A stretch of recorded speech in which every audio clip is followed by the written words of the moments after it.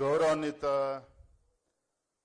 ವಿರೋಧ ಪಕ್ಷದ ನಾಯಕರಾಗಿರ್ತಕ್ಕಂಥ ಒಬ್ಬ ಹೋರಾಟಗಾರ ಛಲವಾದಿ ನಾರಾಯಣ ಸ್ವಾಮಿ ಅವರ ಒಂದು ಅಭಿನಂದನಾ ಸಮಾರಂಭ ವೇದಿಕೆ ಮೇಲೆ ಆಸೀನರಾಗಿರ್ತಕ್ಕಂಥ ಈ ಕಾರ್ಯಕ್ರಮದ ದಿವ್ಯ ಸಾನ್ನಿಧ್ಯವನ್ನು ವಹಿಸಿರ್ತಕ್ಕಂಥ ಪರಮ ಪೂಜ್ಯ ಸಿದ್ದರಾಮ ಬೆಲ್ದಾಳ ಶರಣರು, ಪರಮ ಪೂಜ್ಯ ಜ್ಞಾನ ಪ್ರಕಾಶ ಸ್ವಾಮೀಜಿಗಳು, ಪರಮ ಪೂಜ್ಯ ಬಸವನಾಗಿದೇವ ಶರಣರು, ಪರಮ ಪೂಜ್ಯ ಸೇವಾಲಾಲ್ ಸರ್ದಾರ್ ಸ್ವಾಮೀಜಿಗಳವರ ಪಾದಾರವಿಂದಗಳಲ್ಲಿ ಭಕ್ತಿಪೂರ್ವಕ ಪ್ರಣಾಮಗಳನ್ನು ಸಲ್ಲಿಸುತ್ತಾ ಈ ಒಂದು ಕಾರ್ಯಕ್ರಮದ ವೇದಿಕೆ ಮೇಲೆ ಆಸೀನರಾಗಿರ್ತಕ್ಕಂಥ ಗೌರವಾನ್ವಿತ ಭಾರತೀಯ ಜನತಾ ಪಾರ್ಟಿಯ ರಾಷ್ಟ್ರೀಯ ಸಂಘಟನಾ ಪ್ರಧಾನ ಕಾರ್ಯದರ್ಶಿಗಳಿರ್ತಕ್ಕಂಥ ಸನ್ಮಾನ್ಯ ಶ್ರೀ ಸಂತೋಷ್ ಜಿರವರೇ, ಕಾರ್ಯಕ್ರಮದ ಅಧ್ಯಕ್ಷತೆಯನ್ನು ವಹಿಸಿಕೊಂಡಿರ್ತಕ್ಕಂಥ ನಮ್ಮೆಲ್ಲರ ಹಿರಿಯರು, ಮಾಜಿ ಉಪಮುಖ್ಯಮಂತ್ರಿಗಳು, ಚಿತ್ರದುರ್ಗ ಲೋಕಸಭಾ ಕ್ಷೇತ್ರದ ಜನಪ್ರಿಯ ಸಂಸದರಾಗಿರ್ತಕ್ಕಂಥ ಸನ್ಮಾನ್ಯ ಶ್ರೀ ಗೋವಿಂದ ಕಾರಜೋಳರವರೇ, ಮಾಜಿ ಸಚಿವರಾಗಿರ್ತಕ್ಕಂಥ ಸನ್ಮಾನ್ಯ ಶ್ರೀ ಎನ್ ಮಹೇಶ್ ರವರೇ, ಕುಡ್ಚಿ ರಾಜೀವ್ ಅವರೇ, ಮುನಿಸ್ವಾಮಿ ಅವರೇ, ಹಿರಿಯರಾಗಿರ್ತಕ್ಕಂಥ ಮಾನ್ಯ ಶ್ರೀ ವೆಂಕಟಸ್ವಾಮಿ ಅವರೇ, ಹರ್ತಾಳ ಹಾಲಪ್ಪನವರೇ, ರುದ್ರಯ್ಯನವರೇ, ಬಸವರಾಜ್ ಮತ್ತಿಮೋಡ್ ಅವರೇ, ಸಂಪಂಗಿ ಅವರೇ, ಮಹೇಂದ್ರ ಕೌತಾಳ್ರವರೇ, ಸುನಂದ ಛಲವಾದಿ ಅವರೇ, ವೇದಿಕೆ ಮೇಲೆ ಆಸೀನರಾಗಿರ್ತಕ್ಕಂಥ ಎಲ್ಲ ಗಣ್ಯಮಾನ್ಯರೇ, ವೇದಿಕೆ ಮುಂಭಾಗದಲ್ಲಿ ಆಸೀನರಾಗಿರ್ತಕ್ಕಂಥ ಸಮಾಜದ ಎಲ್ಲ ಹಿರಿಯ ಮುಖಂಡರೇ, ಶ್ರದ್ಧೆ ತಾಯಂದರೇ, ಪತ್ರಿಕಾ ಹಾಗೂ ಮಾಧ್ಯಮದ ಸ್ನೇಹಿತರೆ, ಛಲವಾದಿ ನಾರಾಯಣ ಸ್ವಾಮಿ ಅವರು ಇವತ್ತು ವಿರೋಧ ಪಕ್ಷದ ನಾಯಕರಾಗಿದ್ದಾರೆ. ಅವರಿಗೆ ಒಂದು ಅಭಿನಂದನಾ ಸಮಾರಂಭ ಅನ್ನೋದಕ್ಕಿಂತ ಹೆಚ್ಚಾಗಿ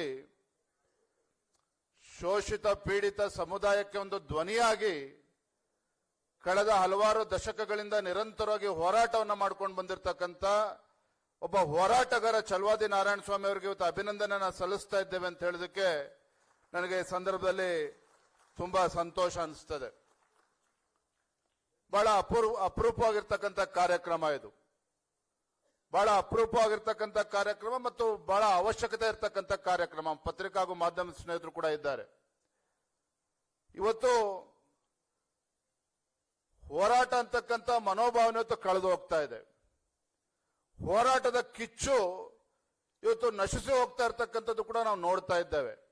ಹಾಗಾಗಿ ಇಂಥ ಒಂದು ಕಾಲಘಟ್ಟದಲ್ಲಿ ಒಬ್ಬ ಹೋರಾಟಗಾರನ್ನ ಗುರುತಿಸ್ತಾ ಇರ್ತಕ್ಕಂಥದ್ದು ಇವತ್ತು ನಾವು ಬಹಳ ಒಳ್ಳೆ ಕೆಲಸ ಇವತ್ತು ಮಾಡಿದ್ದೇವೆ ಅನ್ನೋ ಭಾವನೆ ನಂದು. ನಾನು ಈ ಸಂದರ್ಭದಲ್ಲಿ ವೇದಿಕೆ ಮೂಲಕ ಒಂದು ಮಾತನ್ನು ಹೇಳೋದಕ್ಕೆ ಇಚ್ಛೆ ಪಡ್ತೇನೆ. ನಾನೊಬ್ಬ ರಾಜ್ಯದ ಅಧ್ಯಕ್ಷನಾಗಿ ಒಂದು ವಿಧಾನ ಪರಿಷತ್ನಲ್ಲಿ ಯಾರು ವಿಪಕ್ಷ ನಾಯಕರಾಗಬೇಕು ಅಂತೇಳಿ ನಾನಾ ರೀತಿ ಚರ್ಚೆಗಳು ನಡೀತಾ ಇತ್ತು.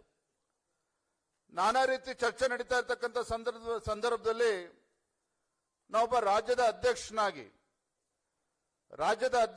ಮತ್ತೆ ಯಡಿಯೂರಪ್ಪನವರ ಮಗ ಆಗಿ ನಾನು ಆಲೋಚನೆ ಮಾಡಿದೆ. ಇವತ್ತು ನಾವು ಇನ್ಕ್ಲೂಸಿವ್ ಪೊಲಿಟಿಕ್ಸ್ ಬಗ್ಗೆ ಮಾತನಾಡ್ತೇವೆ. ಇವತ್ತು ನಾನೊಬ್ಬ ರಾಜ್ಯದ ಅಧ್ಯಕ್ಷನಾಗಿ ಒಂದು ವಿಪಕ್ಷ ನಾಯಕನ ಸ್ಥಾನವನ್ನು ಆಯ್ಕೆ ಮಾಡ್ತಕ್ಕಂಥ ಸಂದರ್ಭದಲ್ಲಿ ಯಾರನ್ನ ಆಯ್ಕೆ ಮಾಡಬೇಕು ಅಂತೇಳಿ ನಾನಾ ರೀತಿ ಚರ್ಚೆ ನಡೀತಕ್ಕಂಥ ಸಂದರ್ಭದಲ್ಲಿ ನಮ್ಮ ರಾಷ್ಟ್ರೀಯ ಅಧ್ಯಕ್ಷ ಇರ್ತಕ್ಕಂಥ ಜಗತ್ ಪ್ರಕಾಶ್ ನಡ್ಡಾಜಿ ಅವರಿಗೆ ನಾನು ದೂರವಾಣಿ ಕರೆ ಮೂಲಕ ನಾನು ಮಾತನಾಡಿದೆ. ನಮ್ಮ ರಾಷ್ಟ್ರೀಯ ಅಧ್ಯಕ್ಷರಿಗೆ ಹೇಳಿದೆ, ರಾಷ್ಟ್ರೀಯ ಅಧ್ಯಕ್ಷರೇ ಈ ರೀತಿ ನಾನಾ ಹೆಸರುಗಳು ಕೇಳಿ ಬರ್ತಾ ಇದೆ.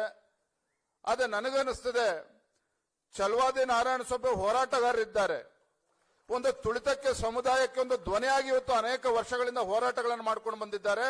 ಅಂತ ಒಂದು ನಾಯಕತ್ವವನ್ನು ಗುರುತಿಸ್ತಕ್ಕಂಥ ಅವಶ್ಯಕತೆ ಪಕ್ಷದ ಹಿತದೃಷ್ಟಿಯಿಂದನೂ ಕೂಡ ಇದೆ, ರಾಜ್ಯದ ಹಿತದೃಷ್ಟಿಯಿಂದನೂ ಕೂಡ ಇದೆ.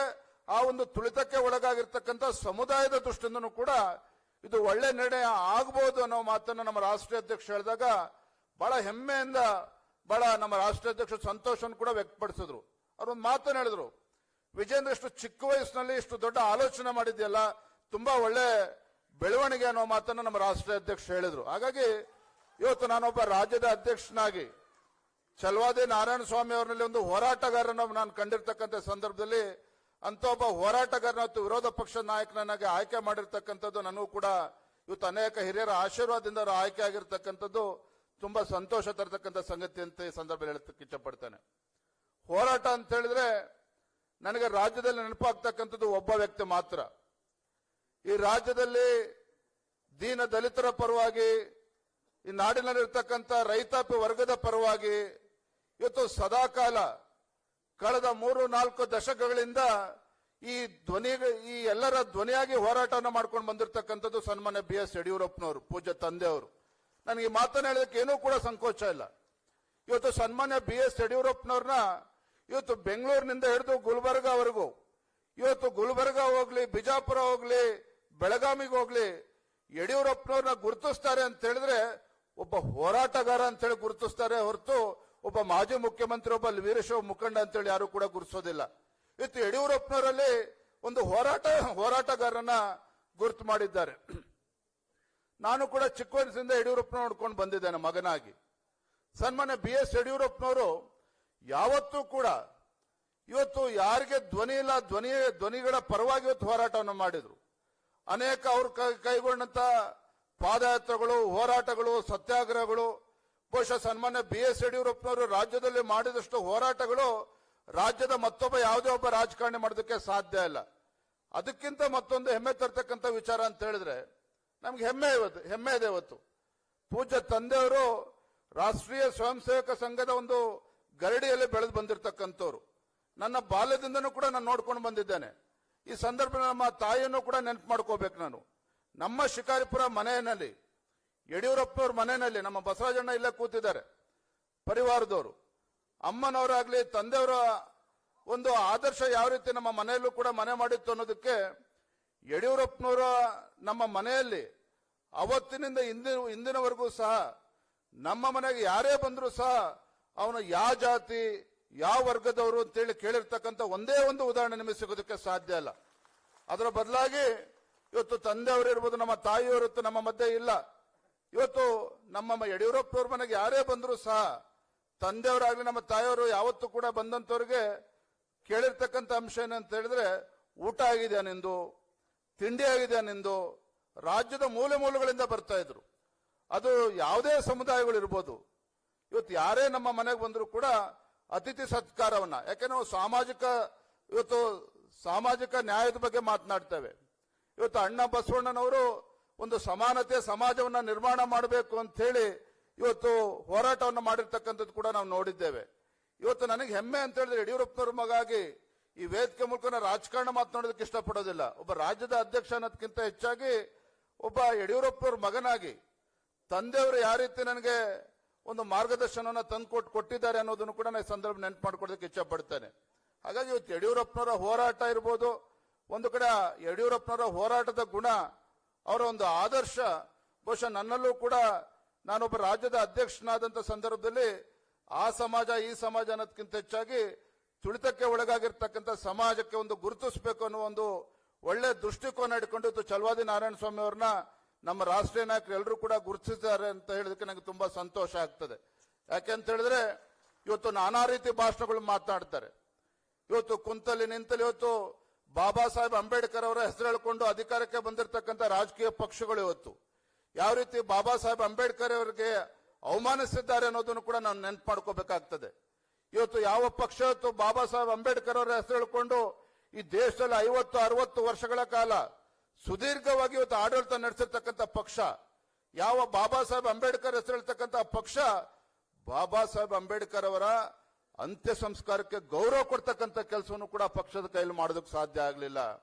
ಇವತ್ತು ಹೆಮ್ಮೆ ಅನಿಸ್ತದೆ ಬಂಧುಗಳೇ, ನನ್ನ ದೇಶದ ಹೆಮ್ಮೆಯ ಪ್ರಧಾನಮಂತ್ರಿ ನರೇಂದ್ರ ಮೋದಿಜಿಯವರು ಇವತ್ತು ಬಹುಶಃ ಅವರ ಮೊದಲ ಪ್ರಧಾನಮಂತ್ರಿ.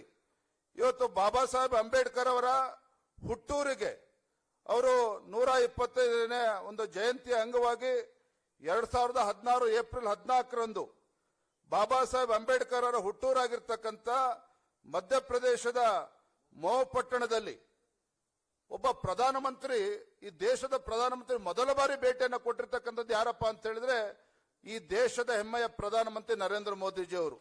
ಹೆಮ್ಮೆಯ ಪ್ರಧಾನಮಂತ್ರಿ ನರೇಂದ್ರ ಮೋದಿಜಿಯವರು ಮೊದಲ ಬಾರಿಗೆ ಈ ದೇಶದ ಪ್ರಧಾನಮಂತ್ರಿಯ ಹುಟ್ಟೂರಿಗೆ ಭೇಟಿಯನ್ನು ಕೊಟ್ಟಿರ್ತಕ್ಕಂಥದ್ದು.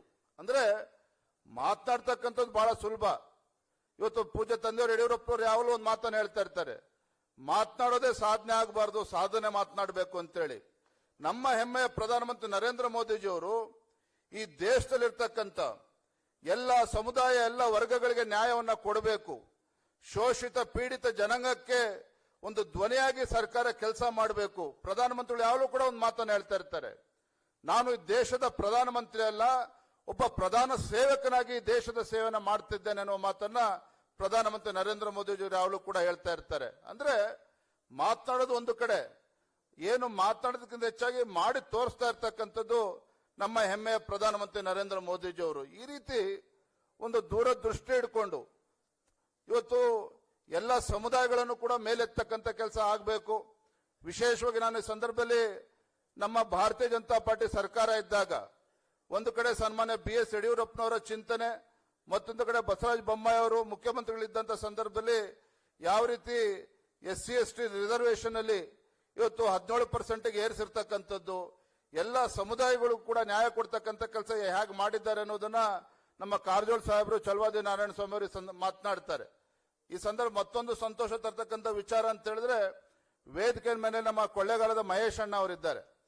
ಮಹೇಶ್ ಅಣ್ಣ ಅವರನ್ನ ಯಾವತ್ತೂ ಕೂಡ ನಾನು ನೆನಪು ಮರಿಬಾರ್ದು ಯಾವುದೇ ಕಾರಣಕ್ಕೂ. ಕಾರಣ ಅಂತ ಹೇಳಿದ್ರೆ, ಹಿಂದೆ ರಾಜಕೀಯ ಬದಲಾವಣೆ ಆದಂತ ಸಂದರ್ಭದಲ್ಲಿ ಸನ್ಮಾನ BS ಯಡಿಯೂರಪ್ಪನವರು ರಾಜ್ಯದಲ್ಲಿ ಮತ್ತೊಮ್ಮೆ ಮುಖ್ಯಮಂತ್ರಿ ಆಗಬೇಕು, ಯಡಿಯೂರಪ್ಪನವರು ರಾಜ್ಯದ ಮುಖ್ಯಮಂತ್ರಿಗಳಾದ್ರೆ ಈ ರಾಜ್ಯದಲ್ಲಿರ್ತಕ್ಕಂಥ ಎಲ್ಲ ಸಮುದಾಯಗಳಿಗೆ ನ್ಯಾಯ ಸಿಗ್ತದೆ ಅನ್ನುವ ಒಂದು ಛಲವಾದ ವಿಶ್ವಾಸವನ್ನು, ಅಚಲವಾದ ವಿಶ್ವಾಸವನ್ನು ಇಟ್ಕೊಂಡು ಮಹೇಶ್ ಅಣ್ಣ ಅವರು ಅವತ್ತು ಶಾಸಕರಾಗಿ ಮಂತ್ರಿಯಾಗಿದ್ರು ಸಹ ಯಡಿಯೂರಪ್ಪನವರಂತ ಒಬ್ಬ ಹೋರಾಟಗಾರ ಮುಖ್ಯಮಂತ್ರಿ ಆಗಬೇಕು ಅಂತೇಳಿ ಏನನ್ನೂ ಕೂಡ ಅಪೇಕ್ಷೆನ ಪಡೆದೇನೆ ಯಡಿಯೂರಪ್ಪನವ್ರನ್ನ ಮುಖ್ಯಮಂತ್ರಿ ಮಾಡ್ತಕ್ಕಂಥ ನಿಟ್ಟಿನಲ್ಲಿ ಇವತ್ತು ಮುಂದೆ ಬಂದಿರತಕ್ಕಂಥವ್ರು ನಮ್ಮ ಕೊಳ್ಳೇಗಾಲದ ಮಹೇಶ್ ಅಣ್ಣ ಅವರು. ಅಂದ್ರೆ ಈ ರೀತಿ ತ್ಯಾಗ ಬಲಿದಾನಕ್ಕೆ ಮತ್ತೊಂದು ಹೆಸರು ಇವತ್ತು ಯಾವ್ದಾರ ಇದ್ರೆ ಅದು ನಮ್ಮ SC ಮತ್ತು ST ಸಮುದಾಯ ಅನ್ನತಕ್ಕಂಥದ್ದು ಕೂಡ ನಾ ಈ ಸಂದರ್ಭದಲ್ಲಿ ನೆನಪು ಮಾಡ್ಕೊಳ್ಳೋಕೆ ಇಚ್ಛೆ ಪಡ್ತೇನೆ. ಯಡಿಯೂರಪ್ಪನವ್ರ ಬಗ್ಗೆ ನಾನು ಹೇಳ್ತಾ ಇದ್ದೆ, ಅದು ಒಂದು ಅಂಶವನ್ನು ಹೇಳಿ ನನ್ನ ಮಾತನ್ನು ಮುಗಿಸ್ತೇನೆ. ಸಾಕಷ್ಟು ಹಿರಿಯರು ಮಾತನಾಡೋರಿದ್ದಾರೆ. ಯಾವ ಭಾರತೀಯ ಜನತಾ ಪಾರ್ಟಿ ಕೇವಲ ನಗರಕ್ಕೆ ಸೀಮಿತ ಆಗಿರ್ತಕ್ಕಂಥ ಪಕ್ಷ ಅಂತ ಹೇಳಿ ಅಂತ ಇದ್ರು, ಅಂತ ಭಾರತೀಯ ಜನತಾ ಪಾರ್ಟಿಯನ್ನ ಇವತ್ತು ರಾಜ್ಯದಲ್ಲಿ ಹಳ್ಳಿಗೆ ತೆಗೆದುಕೊಂಡು ಹೋಗ್ತಕ್ಕಂಥ ನಿಟ್ಟಿನಲ್ಲಿ ಯಡಿಯೂರಪ್ಪನವರು, ಅನಂತಕುಮಾರ್ ಅಂತ ಎಲ್ಲ ಹಿರಿಯ ನಾಯಕರು ಯಶಸ್ವಿಯಾಗಿದ್ದಾರೆ ಅಂತ ಹೇಳಿದ್ರೆ, ಯಡಿಯೂರಪ್ಪನವರು ನಂಗೆ ಇನ್ನೂ ಕೂಡ ನೆನಪಿದೆ.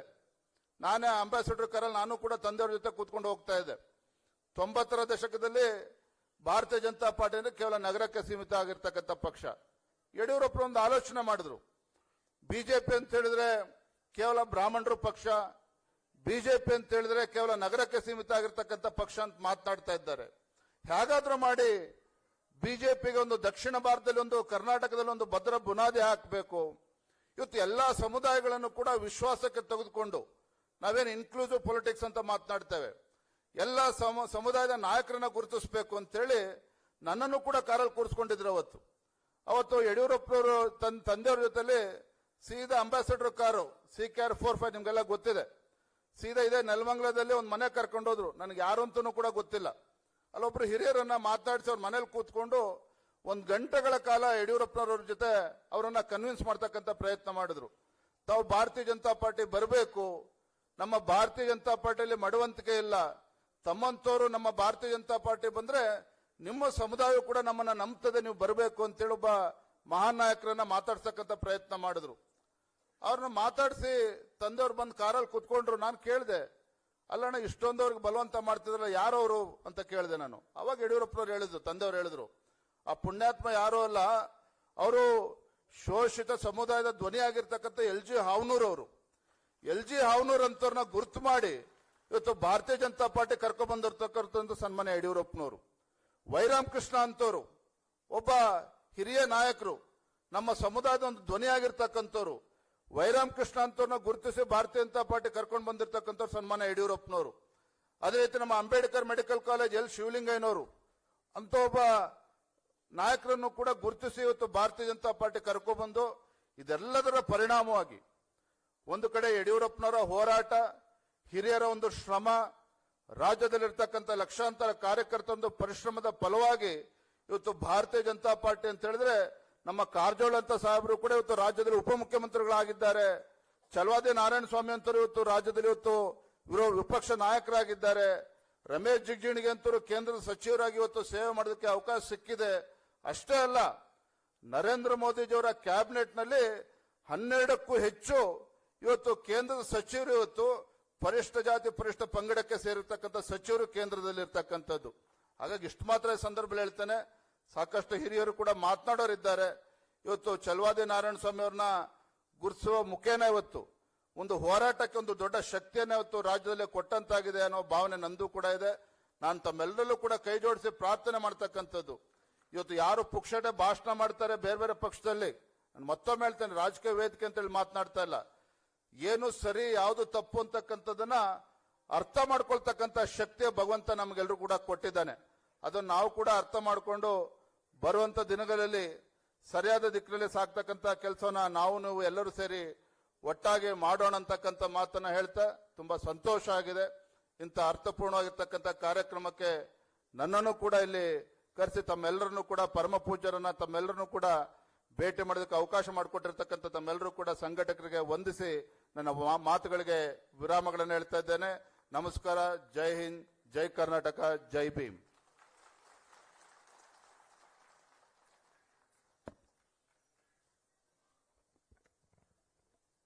ನಾವೆಲ್ಲರೂ ತುಂಬಾ ಅಭಿಮಾನ ಪಡುವಂತ ಮಾತುಗಳು. ತಂದೆಯವರ ಸಂಸ್ಕಾರಯುತ ರಾಜಕೀಯ ಪ್ರಭಾವದಿಂದ ಬೆಳೆದರೂ ಕೂಡ ಪ್ರಭಾವಳಿಯಿಂದ ಆಚೆ ತಮ್ಮದೇ ಆದಂತ ಛಾಪನ ಮೂಡಿಸ್ತಾ ಇರತಕ್ಕಂಥ ಡಿ.ವೈ. ವಿಜಯೇಂದ್ರ ಅವರಿಗೆ ಒಂದು ಜೋರು ಚಪ್ಪಾಳೆಯನ್ನು ತಟ್ಟೋಣ. ಆ ಮೂಲಕ ಅವರ ರಾಜಕೀಯ ಜೀವನಕ್ಕೂ ಕೂಡ ನಾವು ಶುಭ ಕೋರೋಣ. ಧನ್ಯವಾದಗಳು ತಮಗೆ, ಭೀಮ ವಂದನೆಗಳು ಸರ್. ಇನ್ನು ಉಪೇಕ್ಷಿತ ಜನರ ಬಗ್ಗೆ ವಿಶೇಷವಾದಂತ ಕಕ್ಕುಲತೆ, ಅಕ್ಕರೆ, ರಾಜಕೀಯ ರಂಗದಲ್ಲಿ ಸಾಧ್ಯನೇ ಇಲ್ಲ ಅನ್ನುವಂಥ ಜನರನ್ನ ರಾಜಕೀಯ ಮುಖ್ಯವಾಹಿನಿಗೆ ತರೋದ್ರಲ್ಲಿ ಒಂದು ಹೆಸರು ನಮಗೆ ಸದಾ ನೆನಪಾಗುವಂಥದ್ದು BL ಸಂತೋಷ್ ಜಿ ಅವ್ರದ್ದು. ಹೌದು, ಸಾಧ್ಯನೇ ಇಲ್ಲ, ಯಾವುದೋ ಒಂದು ಬುಡಕಟ್ಟು ಜನಾಂಗ, ಆದಿವಾಸಿ ಜನಾಂಗ, ಅಲ್ಲಿಂದ ಒಬ್ಬರು ನಾಯಕರು ಬರ್ತಾರೆ ಅಂತ ನಾವು ಯಾರಾದ್ರೂ ಊಹಿಸಕ್ ಸಾಧ್ಯನಾ? ಅಥವಾ ಛಲವಾದಿ ನಾರಾಯಣ ಸ್ವಾಮಿ ಅವರು 40 ವರ್ಷ ಬಹುತೇಕ ನಾವು ನಮ್ಮ ಭಾಷೆಯಲ್ಲಿ ಜೀತನೇ ಅನ್ಕೊಂಡ್ಬಿಡೋಣ, ಜೀತ ಮಾಡಿದ್ರು ಯಾವತ್ತಾದ್ರೂ ಒಂದು ಮೇಲ್ಮಟ್ಟದ ನಾಯಕರಾಗಿ ಕಾಣ್ತಾರ ಅನ್ನೋ ಪ್ರಶ್ನೆ ಇರುವಾಗಲೇ ಕಂಡೇ ಕಾಣ್ತಾರೆ ಅನ್ನೋ ಅಂತ ಹೆಚ್ಚುಗಾರಿಕೆಯನ್ನ ನಮ್ಗೆ ಕೊಟ್ಟಂತ ಕೀರ್ತಿ BL ಸಂತೋಷ್ ಜಿ ಅವ್ರದ್ದು. ದಯಮಾಡಿ ನಿಮ್ಮ ಮಾತುಗಳನ್ನು ಕೇಳೋದಕ್ಕೆ ನಾವೆಲ್ಲ ಉತ್ಸುಕರಾಗಿದ್ದೇವೆ. BL ಸಂತೋಷ್ ಜಿ ಅವರ ಮಾತುಗಳನ್ನು ಕೇಳೋಣ.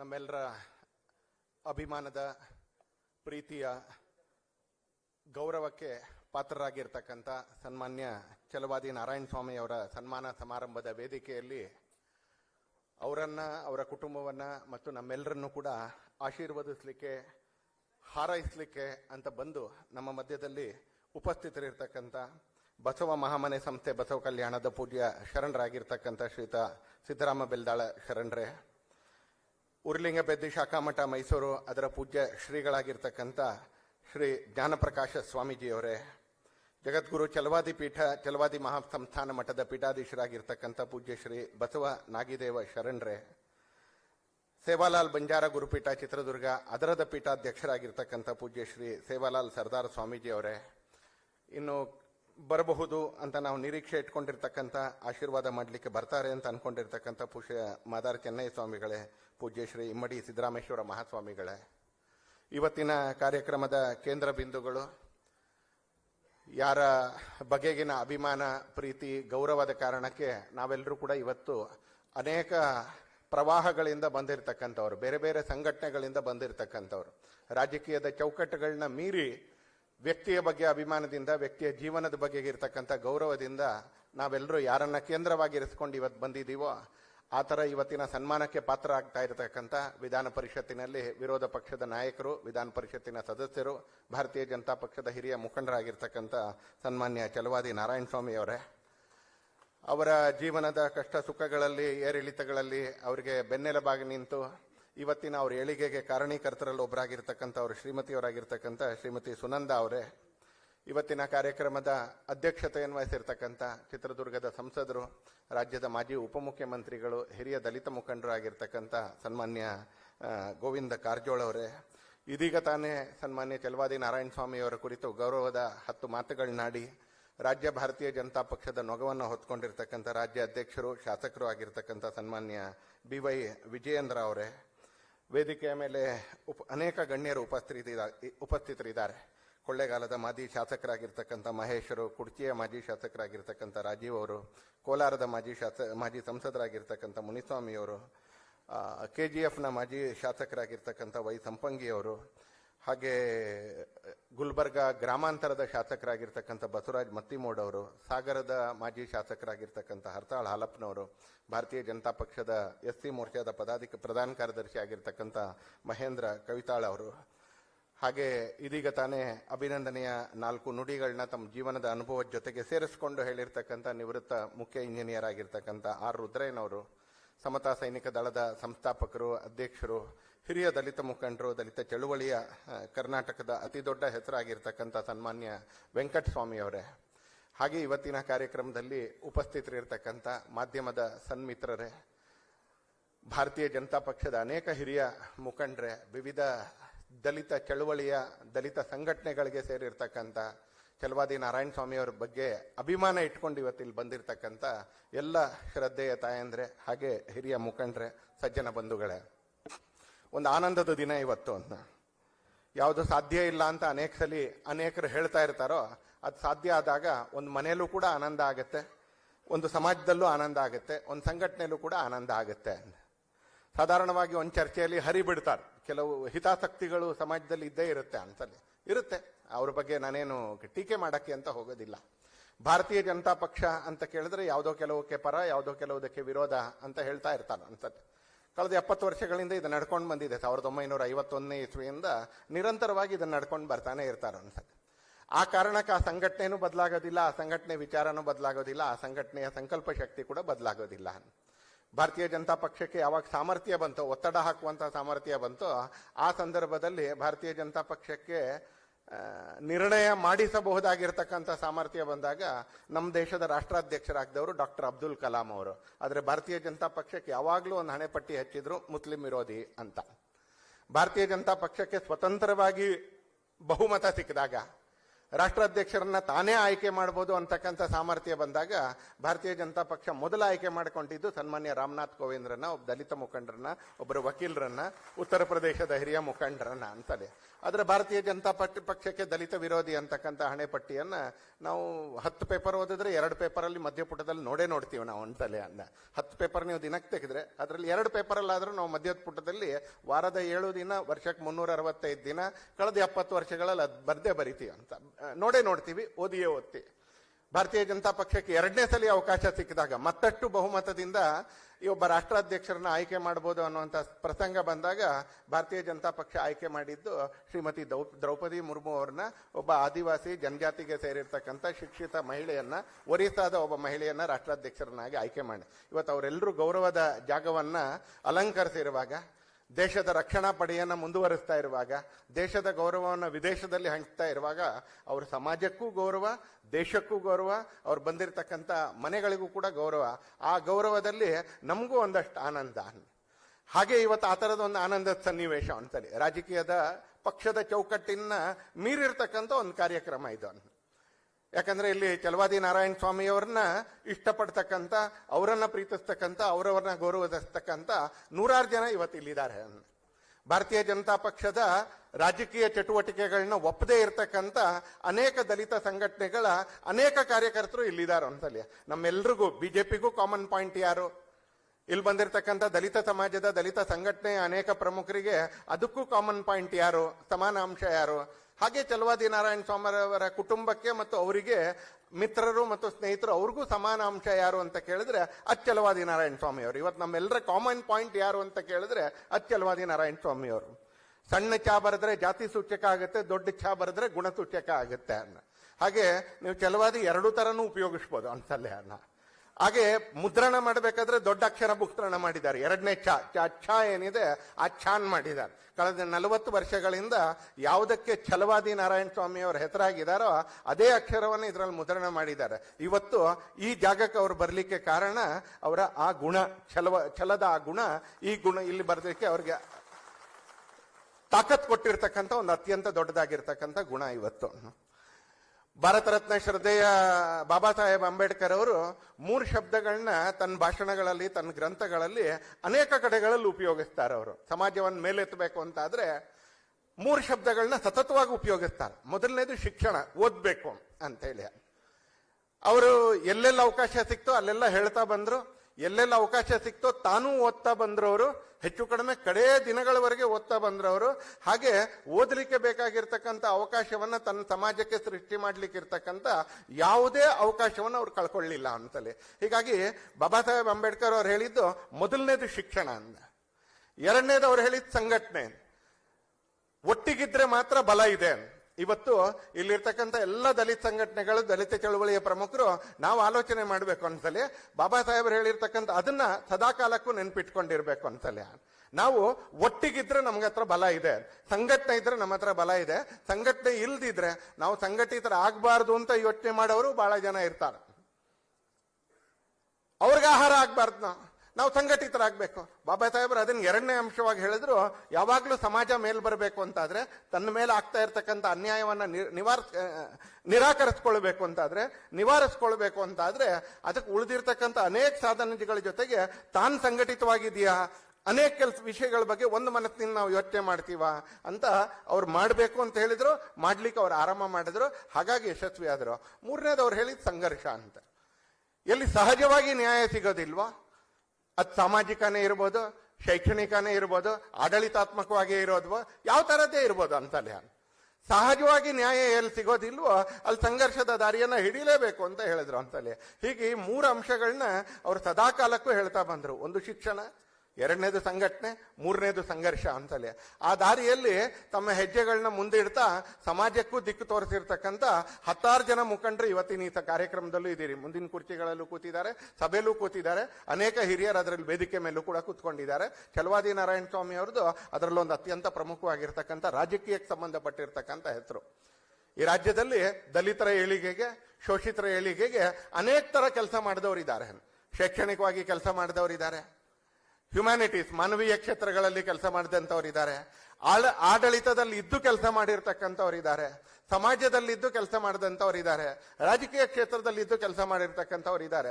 ಈ ತರದ 100 ಜನರ ಸಹಕಾರದಿಂದ ಅವರಿಗೆ ಬೆಂಬಲವಾಗಿ ವ್ಯವಸ್ಥೆ ಕೂಡ ನಿಂತ್ಕೊಂಡಾಗ ಇವತ್ತು ನಾವು ಯಾವ ಜಾಗೃತಿಯನ್ನ ಕಾಣುತ್ತೀವೋ ಆ ಜಾಗೃತಿ ಇವತ್ತು ಸಮಾಜದಲ್ಲಿ ಇವರೆಲ್ಲರ ಕಾರಣಕ್ಕೆ ಇವತ್ತಿದೆ ಅಂತಾರೆ. ಅದರಲ್ಲಿ ಅನೇಕರು ದಲಿತ ಸಮಾಜಕ್ಕೆ ಸೇರಿದಂಥದ್ದು, ಹುಟ್ಟಿನಿಂದ ದಲಿತ ಸಮಾಜಕ್ಕೆ ಸೇರಿರ್ತಕ್ಕಂಥವ್ರು. ಇನ್ನು ಅನೇಕರು ಹುಟ್ಟಿನಿಂದ ದಲಿತ ಸಮಾಜಕ್ಕೆ ಸೇರದೆ ಇರ್ಬೋದು, ಆದ್ರೆ ಸಮಾಜದಲ್ಲಿ ಒಂದು ಅನ್ಯಾಯ ಇದೆ. ಅಸ್ಪೃಶ್ಯತೆ ಒಂದು ಅತ್ಯಂತ ಘೋರವಾಗಿರ್ತಕ್ಕಂಥ ಅನ್ಯಾಯ. ಬಹುಶಃ ಮನುಷ್ಯ ಮಾಡ್ಬೋದಾಗಿರ್ತಕ್ಕಂಥ ಪಾಪಗಳಲ್ಲಿ ಅತ್ಯಂತ ದೊಡ್ಡ ಪಾಪ ಅಂತ ಹೇಳಿದ್ರೆ ಅದ್ರಲ್ಲಿ ಮೊದಲನೇ ಹೆಸರು ಬರಿಬೋದಾಗಿರೋದು ಅಸ್ಪೃಶ್ಯತೆ. ಹಾಗಾಗಿ ರಾಷ್ಟ್ರೀಯ ಸ್ವಯಂ ಸೇವಕ ಸಂಘದ ಸರ್ಸಂಖ್ಯಾಲಕರು ಹೇಳಿದ್ರು, 3ನೇ ಸರ್ಸಂಖ್ಯಾಲಕರು ಬಾಳಾ ಸಾಹೇಬರು, ಅಸ್ಪೃಶ್ಯತೆ ತಪ್ಪು ಅಲ್ಲ ಅಂತಾದ್ರೆ ಇನ್ಯಾವುದು ತಪ್ಪೇ ಅಲ್ಲ ಅಂತ ಹೇಳಿದ್ರು ಅಂತಾನೆ.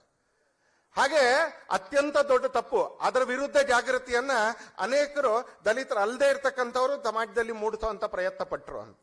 ಯಾಕಂದ್ರೆ ಇದು ಸರಿ ಹೋಗ್ಬೇಕು ಅಂದ್ರೆ ಇಡೀ ಸಮಾಜ ಪರಿವರ್ತನೆ ಆಗ್ಬೇಕು ಹೇಳಿದ್ರು. ಮಾತಾಡ್ತಾ ಕುದ್ಮುಲ್ ರಂಗರಾಯರ ಸ್ಮರಣೆ ಕೂಡ ಈ ವೇದಿಕೆಯಲ್ಲಿ ಆಯ್ತು. ಮಂಗಳೂರಿನಲ್ಲಿ ನೀವು PVS ಬಿಡಿ ಸರ್ಕಲ್ಗೆ ಹೋದ್ರೆ ಅಲ್ಲೊಂದು 4 ಹೆಜ್ಜೆ ಎಡಕ್ಕೆ ಹೋದ್ರೆ ಅವ್ರು ಸ್ಥಾಪನೆ ಮಾಡಿರ್ತಕ್ಕಂಥ ಹಾಸ್ಟೆಲ್ ಕೂಡ ಇದೆ, ಅವ್ರದ್ದೊಂದು ಪುಟ್ಟದಾಗಿರ್ತಕ್ಕಂಥ ಮೂರ್ತಿ ಕೂಡ ಇದೆ. ಅವ್ರು ಈ ಸಮಾಜಕ್ಕೆ ಸೇರಿದವರಲ್ಲ, ಆದ್ರೆ ತನ್ನ ಸುತ್ತಮುತ್ತ ಅನ್ಯಾಯ ನಡೀತಾ ಇರೋದನ್ನ ನೋಡ್ಬಿಟ್ಟು ನಾನು ಈ ಅನ್ಯಾಯಕ್ಕೆ ಒಂದ್ ಸ್ವಲ್ಪ ಆದ್ರೂ ಪರಿಹಾರ ಆಗ್ಬೇಕು. ಯಾಕಂದ್ರೆ ಇವತ್ತಿನ ದಿನಗಳಲ್ಲಿ ಸಮಸ್ಯೆಯನ್ನು ಉಪಯೋಗಿಸ್ಕೊಳ್ಳೋರು ಬಹಳ ಜನ ಸಿಗ್ತಾರೋ ಅನ್ಸತ್ತೆ. ನಾ ಹೇಳಿದ್ನಲ್ಲ, 10 ಪೇಪರ್ ತೆಗೆದ್ರೆ ಅದರಲ್ಲಿ 2 ಪೇಪರ್ನಲ್ಲಿ ಏನೋ ಒಂದು ಬರೆದಿರ್ತಾರೆ ಅಂತ, ದಲಿತ ವಿರೋಧಿ ಅಂತ ಬರೆದಿರ್ತಾರೆ ಅಂತ. ಇವರೆಲ್ಲರೂ ಕೂಡ ಈ ಸಮಸ್ಯೆಯನ್ನು ಉಪಯೋಗಿಸ್ಕೊಳ್ತಕ್ಕಂಥವ್ರು, ಈ ಸಮಾಜವನ್ನ ಉಪಯೋಗಿಸ್ಕೊಳ್ತಕ್ಕಂಥವ್ರು, ಇದನ್ನೊಂದು ಮೆಟ್ಲಾಗಿ ಉಪಯೋಗಿಸ್ಕೊಳ್ತಕ್ಕಂಥವ್ರು. ಇದಕ್ಕೆ ಮೆಟ್ಲಾಗಕ್ಕೆ ಇವ್ರು ಯಾರು ತಯಾರಿಲ್ಲ. ಸಮಾಜಕ್ಕೆ ಮೆಟ್ಲಾಗಕ್ಕೆ ಇವ್ರು ಯಾರು ತಯಾರಿಲ್ಲ. ಸಮಾಜವನ್ನ ಮೆಟ್ಲಾಗಿ ಮೆಟ್ಟಿ ಅದರ ಮುಖಾಂತರ ಮೇಲೆ ಹೋಗಿರ್ತಕ್ಕಂಥವ್ರು ತಾವು ನೋಡ್ತೀವಿ ಒಂದ್ಸಲ. ಆ ತರದ ವ್ಯಕ್ತಿಗಳನ್ನ ಅನೇಕ ರಾಜಕೀಯ ಪಕ್ಷಗಳಲ್ಲಿ, ಅನೇಕ ಸಾಮಾಜಿಕ ಸಂಘಟನೆಗಳಲ್ಲಿ ನಾವು ನೋಡ್ತೀವಿ ಒಂದ್ಸಲಿ.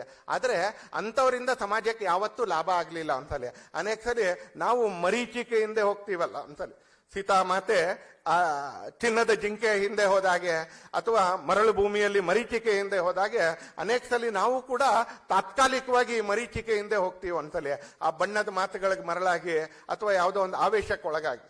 ಆದ್ರೆ ಯಾವಾಗ ಮನಸ್ಸು ಮಾಗುತ್ತೋ, ವ್ಯಕ್ತಿತ್ವ ನಿಧಾನಕ್ಕೆ ಮಾಗಕ್ಕೆ ಆರಂಭ ಆಗುತ್ತೋ, ಅವಾಗ ಇದರಿಂದಲ್ಲ, ನಾವು ಎಲ್ಲಿ ನಿಜಾಯಿತಿ ಇದೆಯೋ, ಎಲ್ಲಿ ಪ್ರಾಮಾಣಿಕತೆ ಇದೆಯೋ ಅಲ್ಲಿ ನಾವು ಹೋದ್ರೆ ಮಾತ್ರ ಬದಲಾವಣೆ ಸಾಧ್ಯ ಅಂತ ಎಲ್ರಿಗೂ ಅನ್ನಿಸ್ಲಿಕ್ಕೆ ಆರಂಭ ಆಗುತ್ತೆ. ಯಾರೋ ಒಬ್ಬರಿಗಲ್ಲ, ಎಲ್ರಿಗೂ ಅನ್ನಿಸ್ಲಿಕ್ಕೆ ಆರಂಭ ಆಗತ್ತೆ. ಆ ಘಟ್ಟದಲ್ಲಿ ಭಾರತೀಯ ಜನತಾ ಪಕ್ಷಕ್ಕೆ ಛಲವಾದಿ ನಾರಾಯಣ ಸ್ವಾಮಿ ಅವರು ಕೂಡ ಬಂದರು.